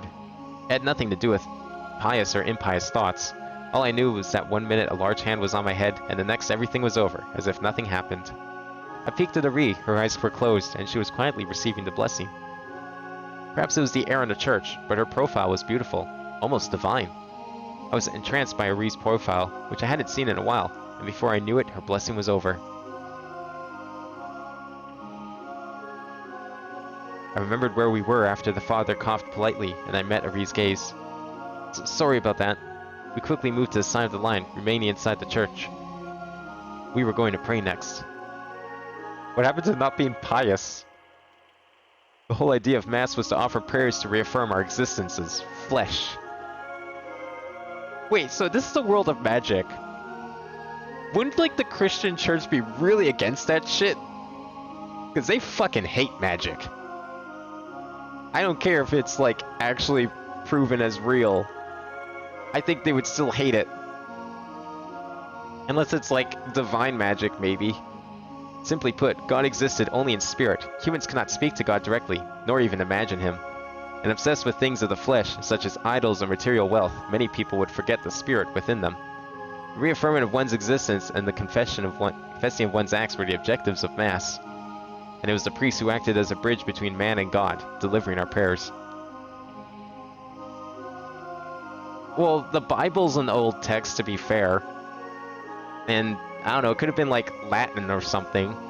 This is supposed to be Italy after all, so it's probably Latin. So everyone went and prayed at church, where the father was. On either side of the line, people were offering their prayers, their eyes closed as if in meditation. Also, fairies too. The fact that fairies exist would be blasphemy in the eyes of God. We did the same, and I reflected on the person I'd become. In order to spend these hours with Arietta, I was here now. As a result, perhaps I was neglecting my practice. But if my partner had been extra enthusiastic, I might have lost even Natalie to practice. I was sure that there were students practicing at that very moment, but I valued, more than anything else, the time that I was spending with Ari. Even if I had hurt someone to be there, I had no regrets. In the first place, the very thought that was something to regret would be insulting to my partner. I thought of Ari, then of another person who wasn't here, and I opened my eyes. Just then, there was a break in the chant, and a moment of silence descended. Ari had just opened her eyes too, and we looked at each other. Then she smiled.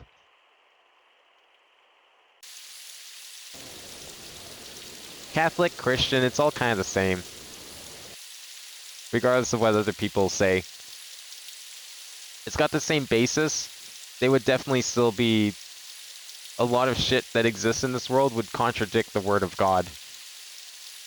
Outside, we saw that the line to get inside had grown even longer. Good thing we came when we did. If you hadn't come, Marie, I would have never made it here at this time. You should wake up a little earlier, Chris. Well, I should be glad that you're not late. You have such high standards. While we were talking, Ari seemed to remember something all of a sudden. That reminds me, when we were receiving the Father's blessing, were you looking at me the whole time? Huh? Yeah. You even caught a cough. What were you thinking then? I was entranced, Ari, by your profile. Gah. I answered way too honestly, which made us both freeze up. We were a couple, no doubt about that, but we hardly ever whispered sweet nothings to each other, and in fact we weren't too good at it. There's no way to take back what I'd said, though. Not that I wanted to. That was embarrassing, but it's the truth. You look beautiful. Is this Asino's influence? No, it's not. Asino and I are complete opposites, which may be why we get along, actually. I see.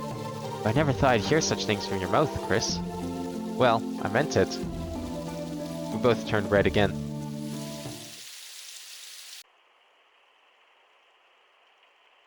No, of course they wouldn't. Christians would also not say if I said Catholics was the same. It all comes from the same source, they just don't want to accept it. Religion's dumb. For lunch, I made something simple at home. It was natural for me to want to eat Ari's cooking today, but if I didn't hear any or say anything about dinner, then perhaps it would take some other form. In the restful time that followed lunch, I sat down in front of the Fortel. Ari was really looking forward to it. She sat down too and was all ears. What are you going to play? How about whatever comes to mind? As long as you're playing it for me, Chris. Anything. Thanks. Well, in that case... I knew Ari would say that, so I let my mind and fingers wander. With an almost surprising lightness, I played the first note.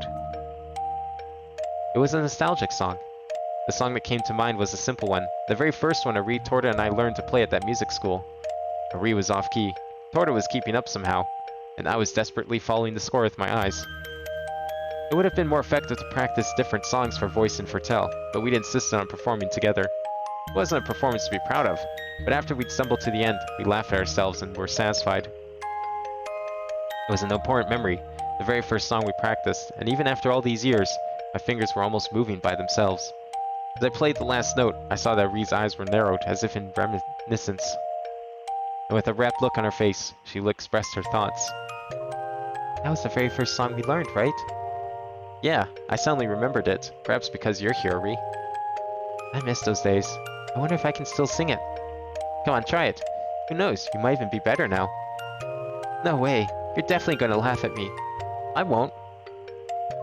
You did, didn't you? When we were young. No, I won't laugh anymore. Nuh-uh. Come on, I want to hear more of your foretell. I don't mind, of course, but somehow, I feel like I get to know how you spend those 3 unknown years if I help you play, Chris. Alright. With that, I started playing the foretell again, while looking at Ree, who had closed her eyes. Yeah, it's everything at once, and all of them. And I know nothing about Kwanzaa. That's just a day that exists. That's after Christmas, isn't it? Or is it before Christmas? I can't remember. I know Hanukkah's like the week leading up to Christmas. But I can't remember when Kwanzaa is. While making the most of those precious hours, I could have kept playing the foretell forever. I just knew Kwanzaa because it was on the calendar. That's it. It's the only reason I know that thing exists. Well then, I should start preparing dinner soon. Oh, at last. After playing for a couple of hours, it's no wonder parts of my body were tired. Even though I didn't feel tired at all as I performed. 3 years, I guess. Yeah, I've made my own food up until now. You must be really excited, huh? So looking forward to it. What are you gonna make? Depends on what's in the fridge, but I was thinking of Parmigiana. If something's missing, I'll go buy it. I probably have the ingredients for that. I went to the store before Natalie, you see. How are you gonna buy anything on Christmas Day? Everything's closed. We've run into that problem before, where it's like, shit, we forgot a thing. And it's just like, well, too bad, I guess. Everything's closed. Don't do that again. What kind of place is this that has stores open on Christmas Day? Ree went to look at the fridge and came back. Yes, we have enough. Are you hungry? So I can start cooking now. Of course, Parmigiana. Haven't had Nina's in a long time either. This will be great. I learned how to make it from Grandma herself. It should be fine. I know. I'm not worried about that. Yes, yes. You're only worried about my singing. You didn't have to go out of your way to say it. I know what you're trying to say, Chris. Anyway, your kitchen is mine for the next few hours. Can I help? It's okay. You should rest. You really must do something. Play the song you're practicing with Torta for graduation. It wasn't one of the songs you played just now, was it? Good ears. You're right. I didn't play it. Torta wrote that song, right? Then I'd recognize it. So that's what it is. By the way, I could probably recognize something you wrote too. I see. Well, I'm a bit tired, so I'll take a break. I'm all practiced out for today. That's certainly true. Marie smiled, rolling up her sleeves as she went into the kitchen. Does she need to roll up her sleeves? They barely come down her bicep. I saw her go, then fell into bed. Perhaps I overdid it, but all at once I felt fatigued. It's a day after? Oh, so it's Boxing Day. Yeah, see, around here, we call that the shopping day. Kwanzaa is not a holiday, it's the day you go to buy everything that's on sale because it's our Black Friday. That's when my parents would always buy all my Christmas presents. Or sorry, not Christmas, my birthday presents. Because it's like, you have Christmas, then there's Boxing Day, and then and then my birthday is the day after that. So they went and they'd get everything on Boxing Day because it's all super cheap. I closed my eyes and while listening to the sounds of the oven and Ari cutting things up, before I knew it, I'd fallen asleep. Rise and shine, dinner's ready. What kind of oven technology do you think they have? Like wood burning stove? Like a fucking kiln because it's Italy? Making pizzas in their apartments? Chris! When I opened my eyes, Ari was just taking a dish out of the oven. Huh. I'll get that. It's dangerous. Any tea now would be more dangerous. I've done this a lot more than you have, Chris. Smiling, Ari carefully placed a dish on top of the desk.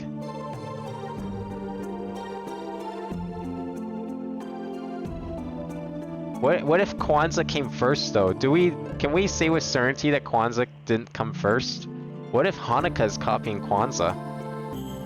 How do we know that's not a thing? Smiling, Ari carefully placed the dish on top of the desk. Do you think the person who invented Hanukkah patented the candle thing? Maybe they can sue the Kwanzaa creator. I'll bring over the rest of the dishes. Try to be fully awake by then. Alright. Even if I offered to help, she'd probably say no. Besides, it was better for me to be fully awake, as Ari said. You could have woken me up a little earlier. But you were sleeping so soundly. Thanks. You're welcome. As I watched, all the food Ari had made was laid out on the desk. How long had it been since I had such a grand meal? Must have been since that time at Nina's house. Can we eat now? Yes, whenever you're ready. We sat down to a relaxing meal.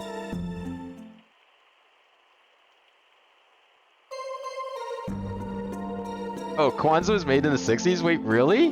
The fuck?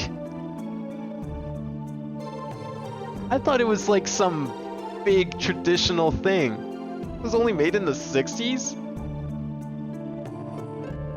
Oh, Hanukkah's 8 days. Oh yeah, see? There's one less candle. It's the... it's like a... You know, it's legally distinct. Legally distinct Hanukkah. Also, don't you do all the candles at once on Kwanzaa? Whereas Hanukkah, it's like spread out over 8 days. Well, I should get going. I wrote to Torta that I'd be staying the night at Grandma's place. I'll walk there with you.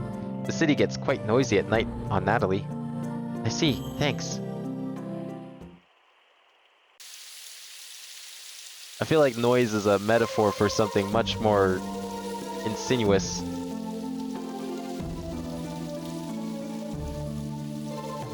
What time do you leave tomorrow? Around 9. I guess you don't want me to see you off? No.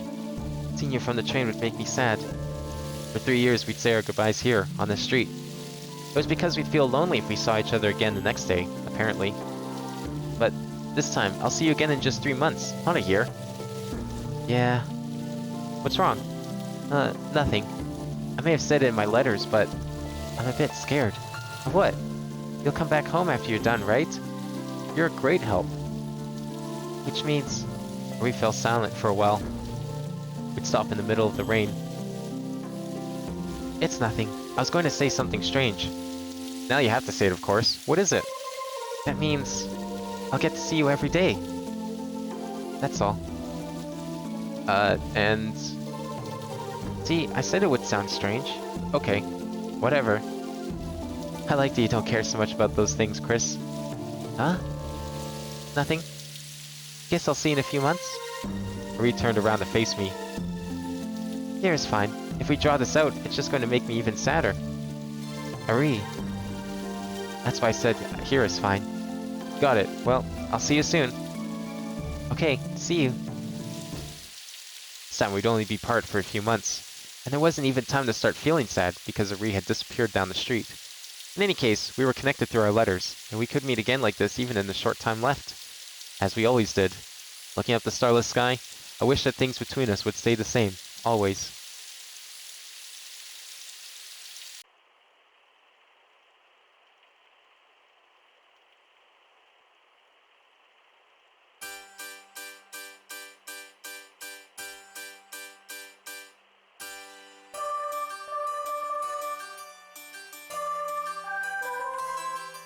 Okay, so it's like a thing... Okay, now it makes more sense based on some of the stuff you just put in chat about Kwanzaa. That actually makes a lot more sense.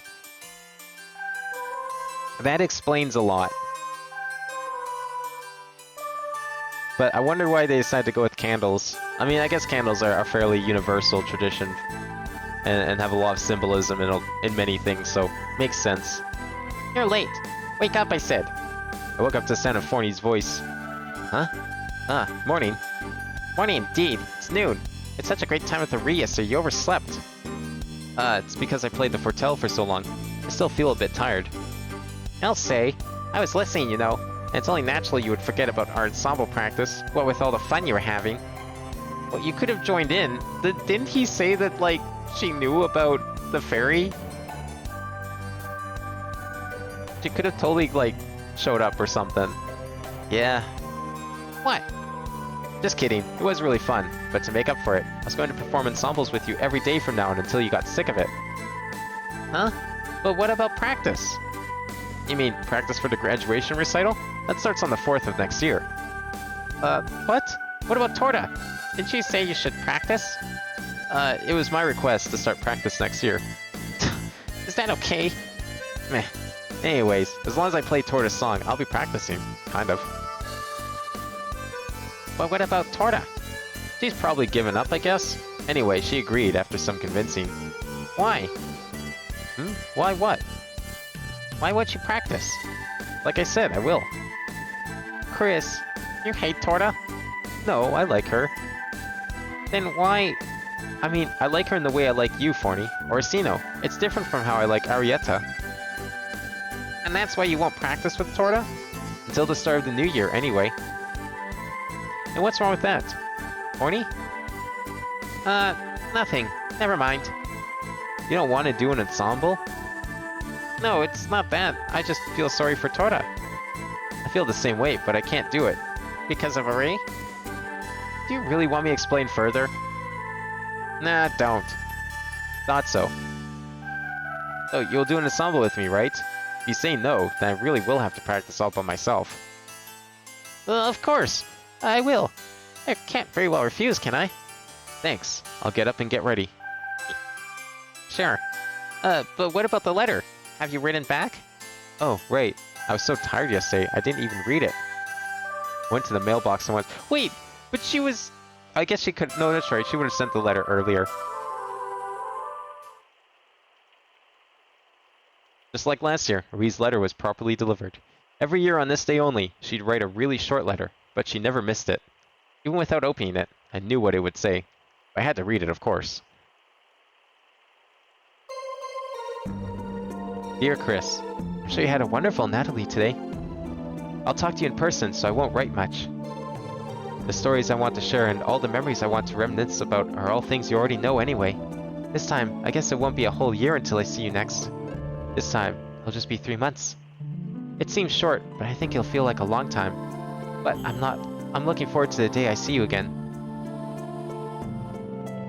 Love, Arietta. The official Christmas website. It's Canada Post. It's the page where you get information on how to send your letter to Santa. There's the official Christmas site.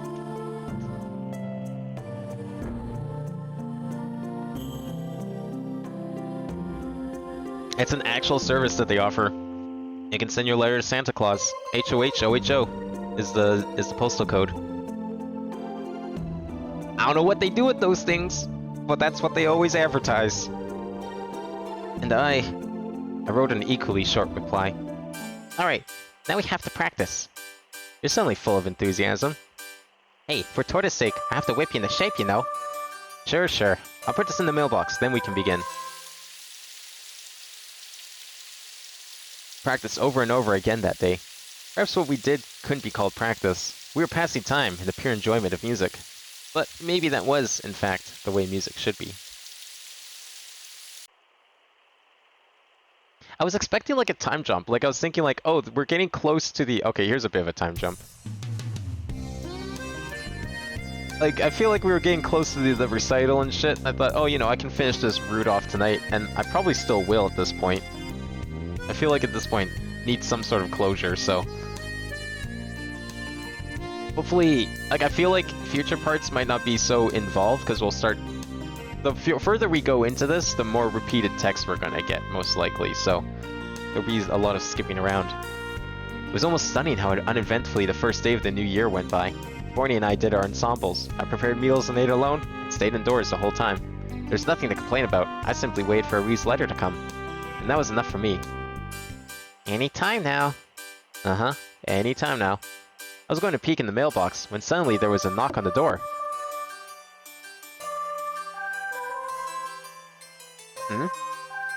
Yeah, like someone opens them. I don't know what they do with them. Obviously, I never sent a letter because we didn't believe in Santa.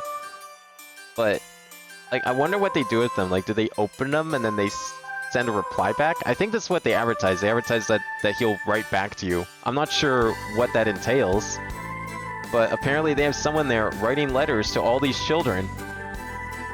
Probably multiple people, if I had to guess. But yeah, you can actually physically send a letter to Santa Claus. I don't know if you need, like, proper postage for it or not, but they have a postal code set aside just for Santa Claus.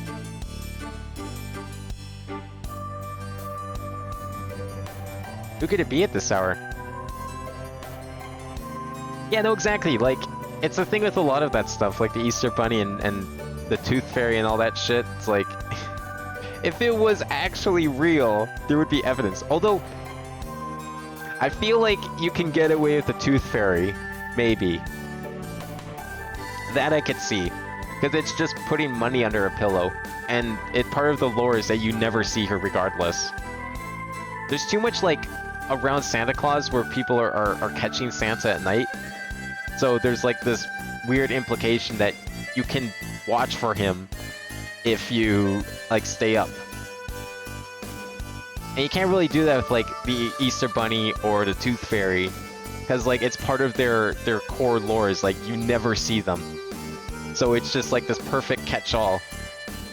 And you can just make up the excuse. It's perfect. But Santa doesn't have that luxury.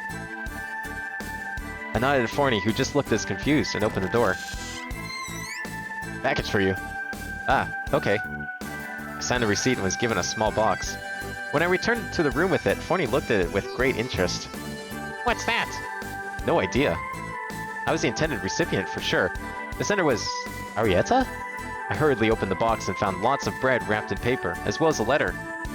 You can send food in this world? You would not be allowed to send bread through the mail here in Canada. No fucking way. That shit would have either been A, returned to sender, or B, just tossed, or C, depending what it is, you would get in trouble. And you do not get in trouble with the mail. That's just not something you do.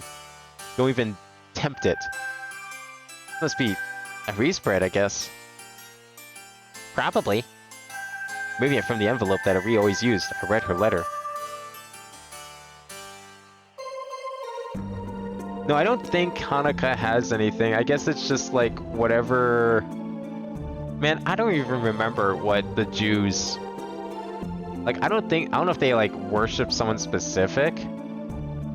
I think we kind of did God, but I don't think that's like normal. I don't know if they really have like a specific person. I can't remember how that one works. Dear Chris, this out-of-the-blue present surprised you perhaps. At last, the bakery has bread that was made entirely by me, from start to finish. To celebrate, I'm sending you some fresh bread. Actually, it happened a little earlier, but I felt silly making such a big deal over it. Anyway, it's a first for me since I started working at the bakery. I hope you find it delicious. Please tell me what you thought of it in your letter. I'm really looking forward to reading it. The main point of today's letter is this. If you eat this bread, Chris, I think you'll know everything about me, just as I know everything about you from hearing you play the Fortel. What I've been doing all this time, what I've been thinking, as if. It's a little embarrassing, but that's all for today. This special bread was made to last, so you can eat it as it is for a week or so. Looking forward to hearing your thoughts. Love, Arietta.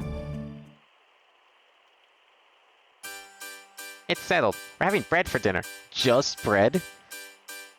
That's that's a really bland dinner. Even if it's like freshly baked bread, I would definitely be pairing that with like a soup or something. Anything. Just bread. Yeah. As soon as I had a drink, I took a bite of one of the breads. How is it? Delicious. That was the only word that came to mind. I was happy to get Ari's letter. The bread Ari made was delicious. Yeah, I think it is God, but I'm not sure. Something tells me that might not be 100% the full story, but I could be wrong. Because that's what we kind of did. Like, we did Passover and shit, so... There weren't many, but I finished 2 in a matter of minutes. You're a pig. What, I only had 2? Yeah, what, 2's I don't know what kind of bread this is. If it's like breadsticks, two's not a lot. What? Whatever. I felt like savoring them for a while longer, so I decided to eat them over the next few days. The fragrant smell of bread was calling out to me, but I put them away, knowing I'd enjoy them tomorrow. That was really delicious. How nice. Forney didn't think much of my reaction. Well, can she, like, physically not eat it? Or is she, like... I don't understand. I thought she didn't eat food, but she's jealous all the same. Just as Arietta said, I felt that I now knew what she had done in our time apart. This bread was the result of the path she'd taken.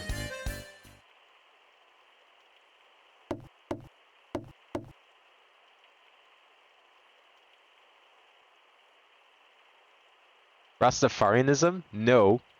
I've heard of, like, a Rasta. I didn't know that was, like, part of a religion, though. Huh? Oh, who's knocking? Was that from next door? No, it was too loud for that. I hadn't made any appointments today. Could it be a Sino? There's also the possibility that Tortoise simply couldn't wait any longer. Coming!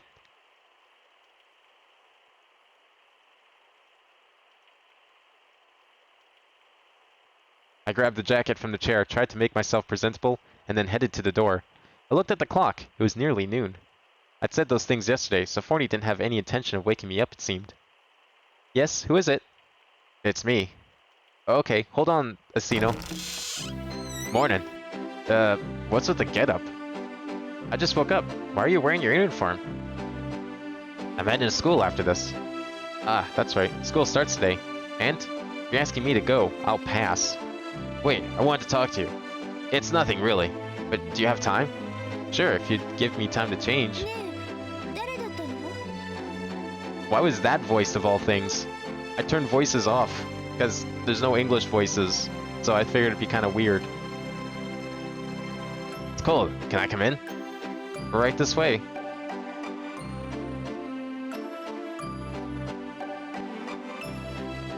Casino, do you mind looking the other way? I'm going to change. What? We're all guys here. Hasn't, like, fucking Forney watched him change? Possibly? That would be a lot weirder, if anything. I don't swing that way. What's the big deal? Yeah, exactly. You ain't gay. I think we went over this. There was, like, hintings of it, but I think we all knew deep down in our hearts it was never going to work out.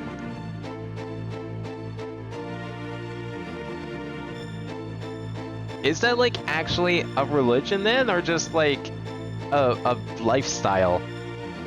Because I feel like there'd be a difference between a religion and a lifestyle, and I feel like what you're describing is the latter.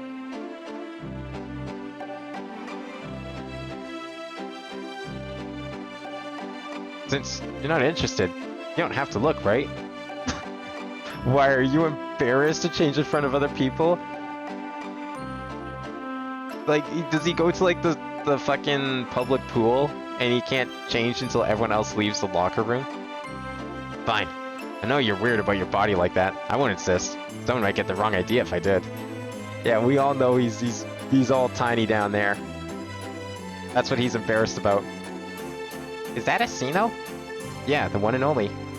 I see. But why is he here? That's what I want to know too. He said he wanted to talk. Huh? Did you say something? Just myself. Don't mind me. Oh yeah, that's right. No one else except, like, I think he said Torta and Arena could see Forney, but that was it. No one else can. That's why she would not work out as a singing partner, unfortunately. Although that'd be kind of sick if she actually ended up being one somehow. Or Chris. You have some nerve saying that, Forney. You're the one who caused the whole thing. Forney missed my sarcasm, because she was staring at Sino the whole time. Hey, he's kind of handsome. You think? Is he your type? How would that even work? Not at all. It's probably too big. You know what I'm saying? I see. Anyway, I'm gonna head out with Asino. What? I'll be back by the evening, promise.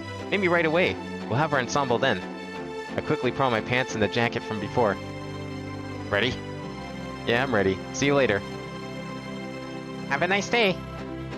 Huh? Of course I have it.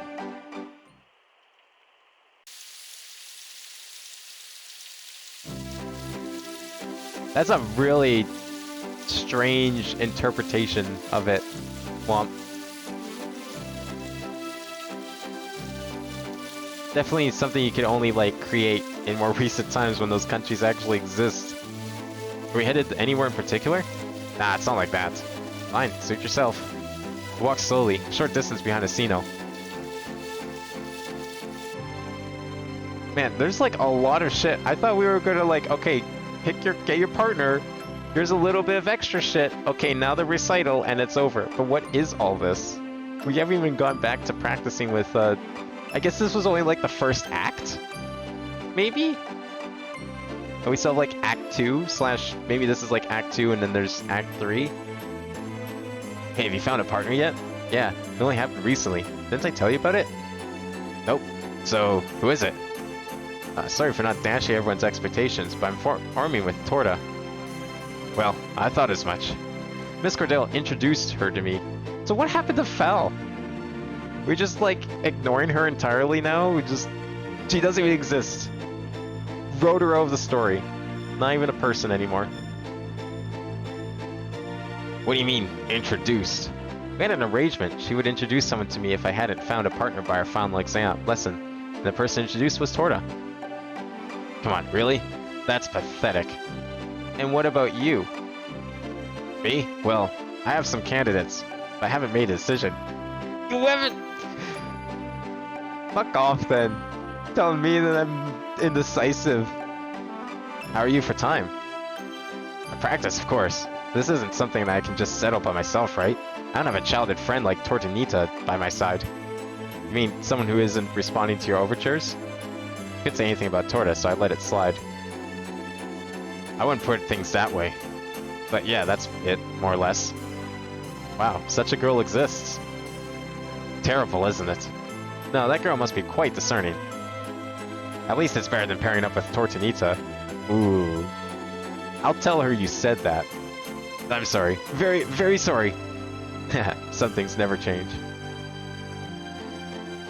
No, that's not the reason. Anyway, you want to talk about something? Huh?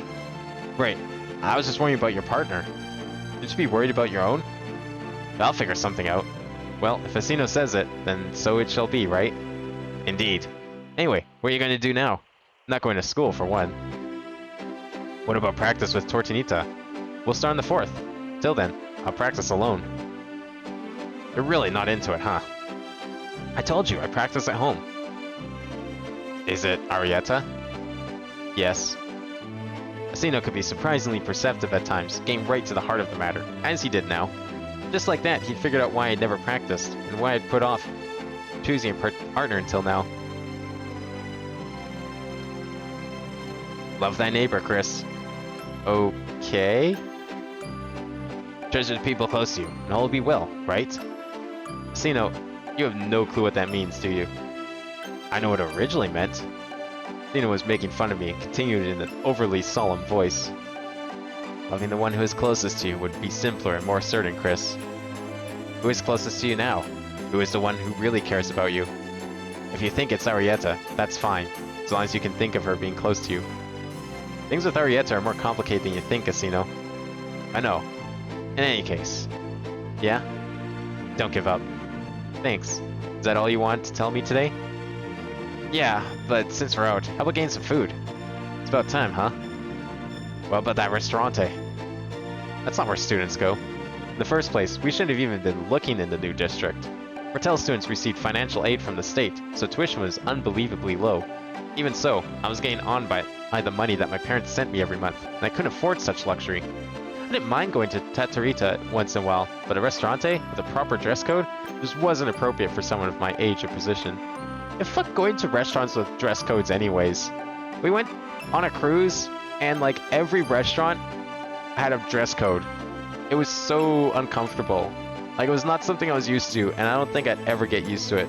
Imagine having to dress up to go eat food. It doesn't make sense to me. That trattoria we went to last time, that should be about right. Don't worry, it'll be on me. I'll pass. I'll go on my own accord when it's a bit more suitable. You're a real stick in the mud, you know. That's what I like about you. So, we'll go to the trattoria? Unfortunately for you, it's closed today. They only start the day after. That leaves us with the cafeteria, I guess. God damn it. See you later. You're not coming? Of course you aren't. I don't know why I'd go to school during the holidays. Whatever. I'll just eat here by myself. After saying goodbye, Asino turned around and added one last thing. Anyway, don't give up. You too.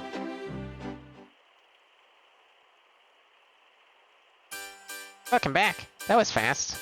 Yeah, we just talked for a bit. About what? Who knows? Something about partners and not giving up? Asino says such things? Yeah, sometimes. Chris. Forney sat herself down on the music stand in front of the Fortel and flapped her wings. Oh, right. Let's practice. Yes. There'll be a torta from tomorrow on, but you need to play the Fortel at least once a day. Okay, okay. Not that I minded. Practicing with Forney was something I could do without hesitation. I was going to start practicing with Torta tomorrow, but our relationship wouldn't change. Probably.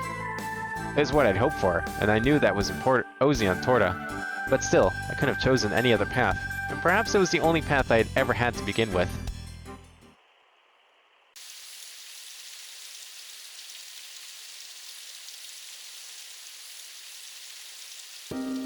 Morning. Ah, morning. We hadn't seen each other for over a week, but Torta and I went back a long way. Well, with Arietta and all, and I was making all kinds of impositions on Torta, but I knew from her tone that she was okay with that. Even if that was just wishful thinking, at least she didn't seem angry.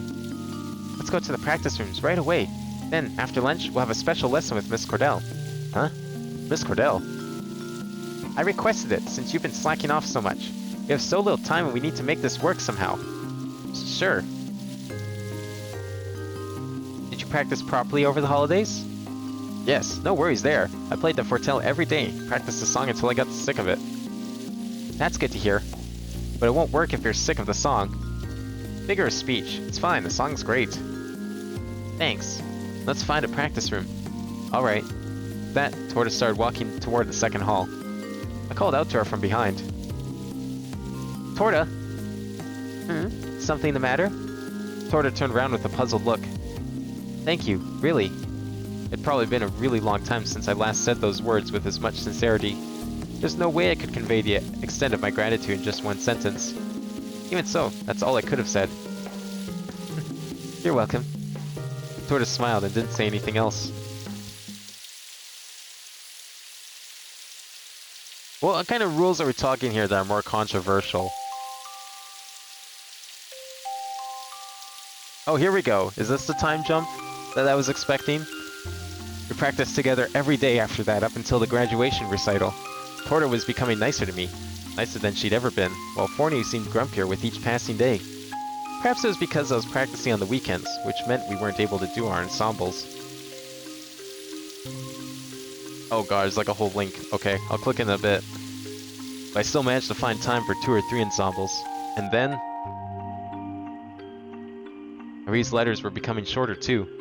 But we no longer had any need for long ramblings. All we had to do was think of each other and write down our feelings. My desk drawer was filled with Marie's letters. I'm sure the drawer in her room was the same. In any case, I spent what little time I had left thinking of Arietta.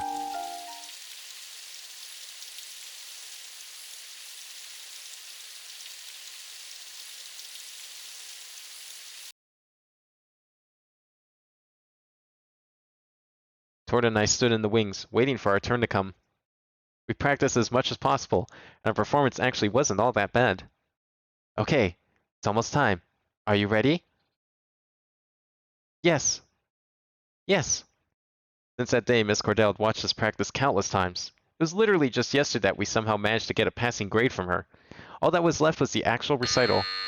We were the first to perform in the afternoon session, so while the curtains were down, I'd already prepared the Fortel. Holding only the score in my hand, I walked out on stage. And then... Oh, we don't even play this part? Unfortunate. But I can give my voice a rest, I like that.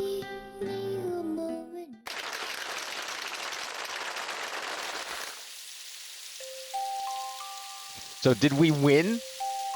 The recital went off without a hitch. Even Miss Cordell was applauding. It looked like I'd have no problem graduating. Aiming for no problem may have been a problem in itself, but I had no regrets, no matter what kind of future came next. Arietta was definitely a part of my future. What more did I need? That was the source of my happiness, and come what may, I wouldn't deal with it alone anymore. I talked to Arietta, and we'd make a decision. Chris. Are you going home after this, Torta? Huh? Yes. That's the plan. I see. I'm thinking of leaving after I hear Asino's performance.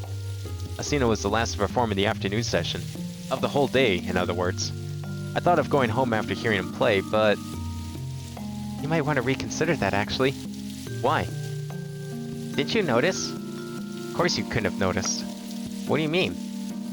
Actually, like a child who was covering up some prank, Torta stuck out her tongue as she spoke. Ari was in the audience. Huh? She said in her letter that she was coming in secret. I think she arrived around noon, so I haven't met her yet either. You're kidding. I saw her while I was on stage. She was standing right at the back. I didn't notice. So where is she now? She's probably back at my place now. I didn't know what your plans were. If you stay to hear Asino's performance, you'll probably miss her altogether. See. In that case, if you see Asino, tell him I'm sorry. Sure. But I'm going home too, so they'll probably have to wait. Right, you said that just now. Anyway, shall we? I'd be in the way, so I shouldn't be there, right? You're going home directly. I could tell her to go to your place? Grandma's at home as well, you know. That's true. Could you do that for me? Okay. I think her train leaves soon, so I don't know how long she can stay. Got it. In that case, tell her I'm waiting in my room. I'm going to find Asino and tell him what's going on before I leave. I think I have enough time for that. Probably. Well, I'll be off. Okay. Thank you for everything, really. Alright. Torta waved her hand limply, as if she'd had enough of me, and went home. Went back to the second hall to look for Asino, who was bound to be in one of the practice rooms.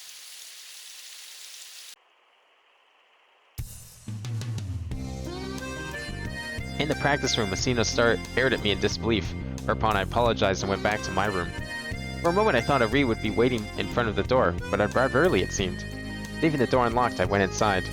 I dried my hair with the towel set up by Forney, which I replaced with a fresh towel for Ari. That was fast. Sorta. Actually, Ari came to today's recital. What? I was surprised too. And she's probably heading home soon, but before that she'll stop by here. I see. The recital. I wonder how it sounded. She'll probably ask me what I thought of it. You look happy. I guess so. You know. It's better if I'm not here, yeah? It's not like you, Forney, to care about such things. I was in such a good mood, I didn't mind either way. That's quite alright. I have no need to see the two of you being lovey-dovey, so I'll disappear for now. Oh, is that where this is going? Well, that works too. We get some hot and steamy hand-holding. Forney was stunned by my irrepressible positivity. Okay, disappearing now. Hold on a sec. What's wrong? We still have some time left, but, Forney, when I leave this place, why don't you come with me? Why are you asking all of a sudden? No reason, I just thought of it. I'll pass. I'll wait here for the next person to move in. Is that okay? It is if I say so, but... Anyway, I'm disappearing. Listen carefully to what Reese says, okay? Listen carefully to Torta as well, okay? Forney? I guess this is goodbye. Huh? See you around. Hey! At almost the same time, there was a knock on the door. It's open! I turned around and saw Arietta enter through the open door. That was careless of you. I knew you were coming, Ari. Thanks. I stared for a few moments at where Forney had disappeared. Then I turned to face Ari. I'd been quite serious when I asked her to come with me, but... Forney didn't take the question seriously, and disappeared just like that. But if that's what she wanted, perhaps there was nothing to be done about it. In any case, I was only thinking of Arietta now. In my mind, I expressed my gratitude to Forney. Then I spoke to Ari. Your visit today was sudden, huh? If I'd mentioned it in the letter, I'm sure you would have stopped me. That's true, I probably would have. Right? That's why I came to see you as a surprise. Thank you. My pleasure. But I'll have to leave soon. You'll walk with me to the station, won't you? Huh? Are you leaving already? Yes. Or perhaps you could come back home with me? That's not a bad idea, actually. Really? The rest of the week will be nothing but recitals. The graduation ceremony comes after that. In that case, all you need are clothes for 2 or 3 days. And you can come with me. Huh? You don't seem that surprised. I thought this was quite a momentous decision, actually. It's because I knew you'd agree, Chris. Anyway, there are 2 options, right? That's true. Come on, pack your things, let's go. Okay. Somehow I feel as if I'm marching to your beat, Ari. That's fine, isn't it? Of course. We laughed, and after the quickest packing I've ever done, we headed to the station.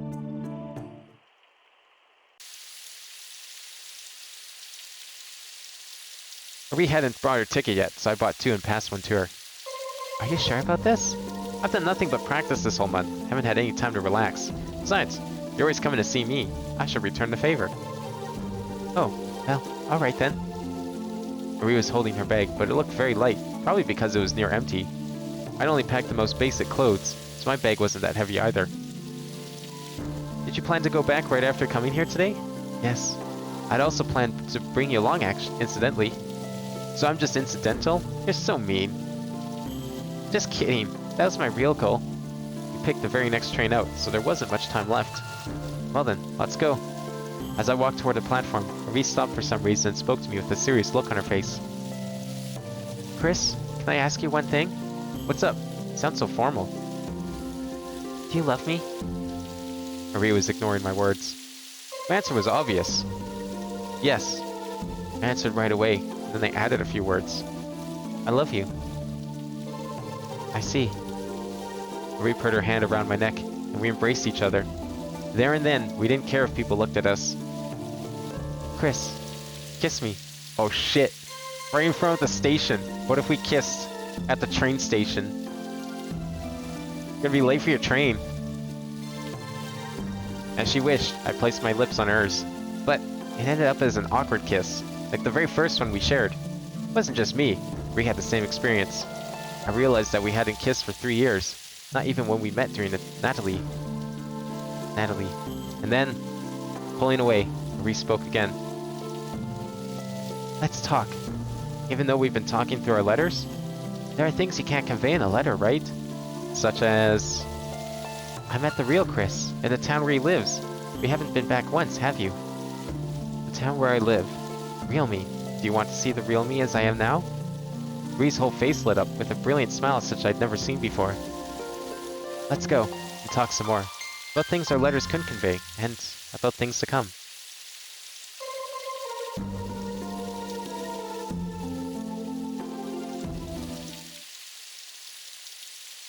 Bad ending? What do you mean, bad ending? The fuck's this shit? I thought this was at least a neutral ending.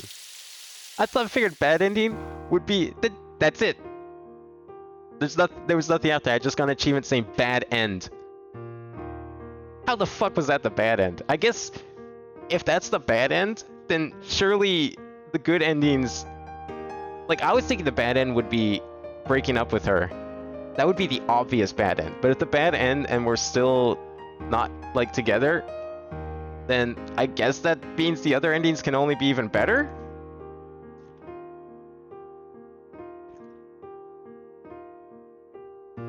Man, there's, like, so many other paths. I don't even know how we're gonna get some of them.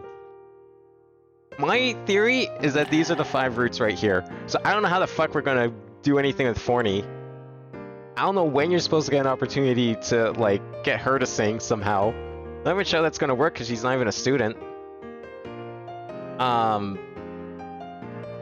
Like, her, that would be easy. I just need to, like, stop balancing things out, I guess, which I guess will be the next route I take.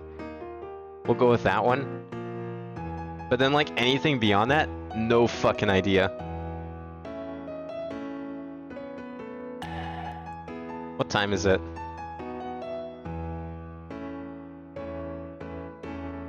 It's only 11:05. I'm kind of still tired, though. I might just end it there, then. Let's see what this link is. I'm curious. what we got in here. How, like, suitable for stream is this shit?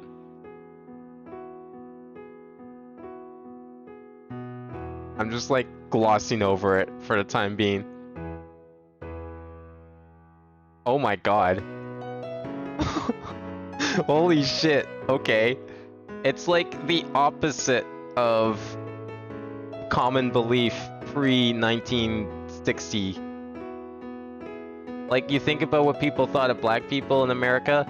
Okay, reverse that. That seems to be what Rastafarian is. What the fuck?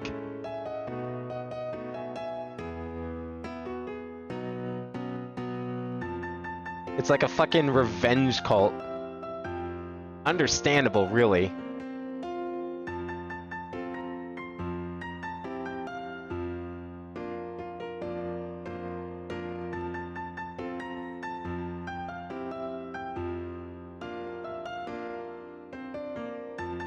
But then there's like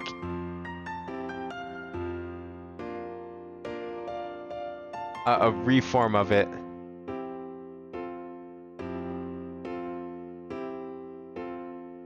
Although it doesn't seem too different. It just seems like a fucking religion based around potential conspiracy theories.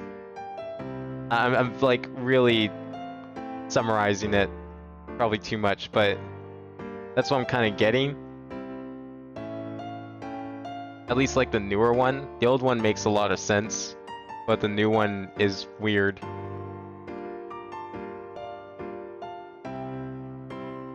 Seems like a very like one-track minded religion.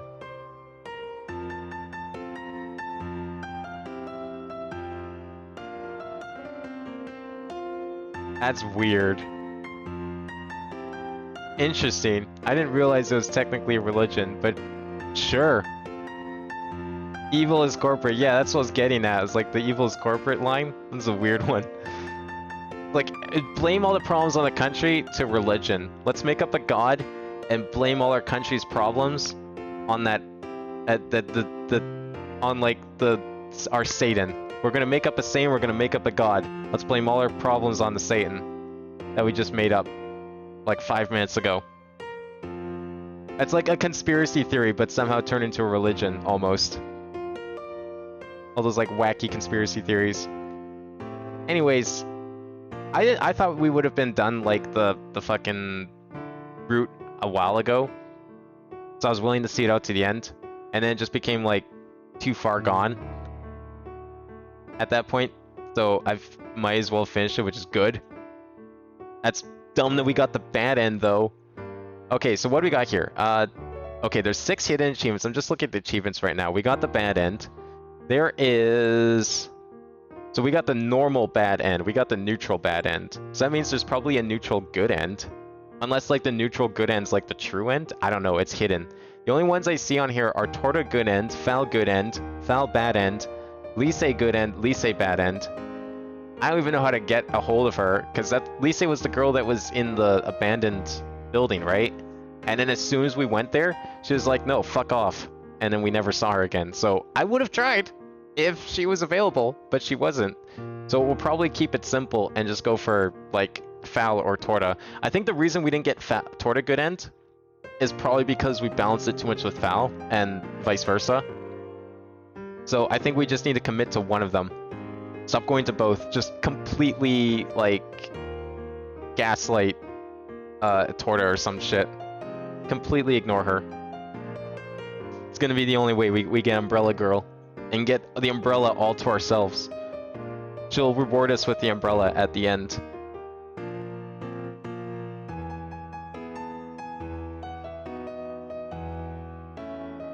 The banana smoking weed with the Rastafarian hat you get from a carnival, he was thinking about all that. I feel like I've seen that before, or like I know exactly what you're talking about.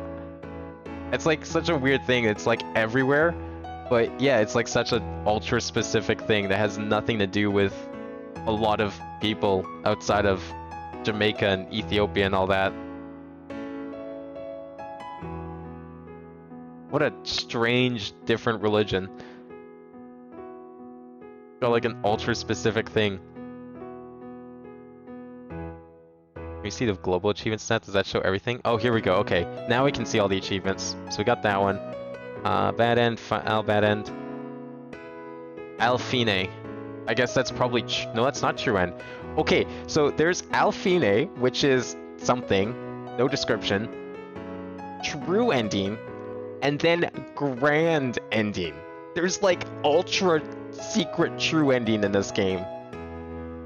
Also, wherever the fuck Torta ending version B is, not sure what that could be. Is that like Torta bad end? Because there's Torta good end, but there's no Torta bad end. This is weird. And then yeah, I figured there's like let us perform the fairy song. That one's like the rarest achievement at 14%. I have a feeling that's like how we get with the fairy. I'm not sure how that's gonna work. But that's probably why it's the rarest. And then Symphonic Rain. I'm sure one of these is like get all of their achievements or something to that degree. I'll probably look up a guide for most of them, but I want to see if I can at least do Foul and or Torta without a guide. And then I'll probably look up a guide for the rest of the routes. But I would imagine future routes will probably be shorter because we'll probably start skipping a lot of text. Especially the Christmas break section and everything. That will probably... a lot of that might be skipped. Although, depending on the route, I'm sure that will change too.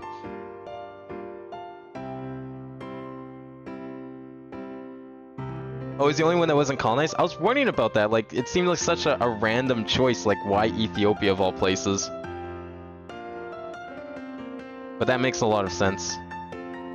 Anyways, I guess it's technically an early end, but it's like too late to start something else, really. I don't really feel like... I'm too tired for Osu at this point. Next week, I promise, I swear. Last 2 weeks have been really fucked. But hopefully next week will be better. But I'll still be back tomorrow. We'll play some Minecraft. We'll continue that map. There was another game I was going to play this weekend, but I think I'll save that for next weekend just because of everything getting pushed around. So Minecraft on Saturday, and then Banjo-Kazooie on Tuesday, which will hopefully be the last stream of that as well. Hopefully. And I have something in mind for the rest of that. And then the rest of Axiom Verge probably on Wednesday. So, in the meantime, thanks for watching everyone tonight. Very relaxing stream. I got better at the music game. I'm hoping that next time it'll be even better, but I'm sure next time we'll also get new songs, possibly. Although if we're just going to go clean up the 2 endings we've got, I have a feeling there might be some repeats, but who knows? So, thanks for watching. Hope you all enjoyed, and I'll see you next time.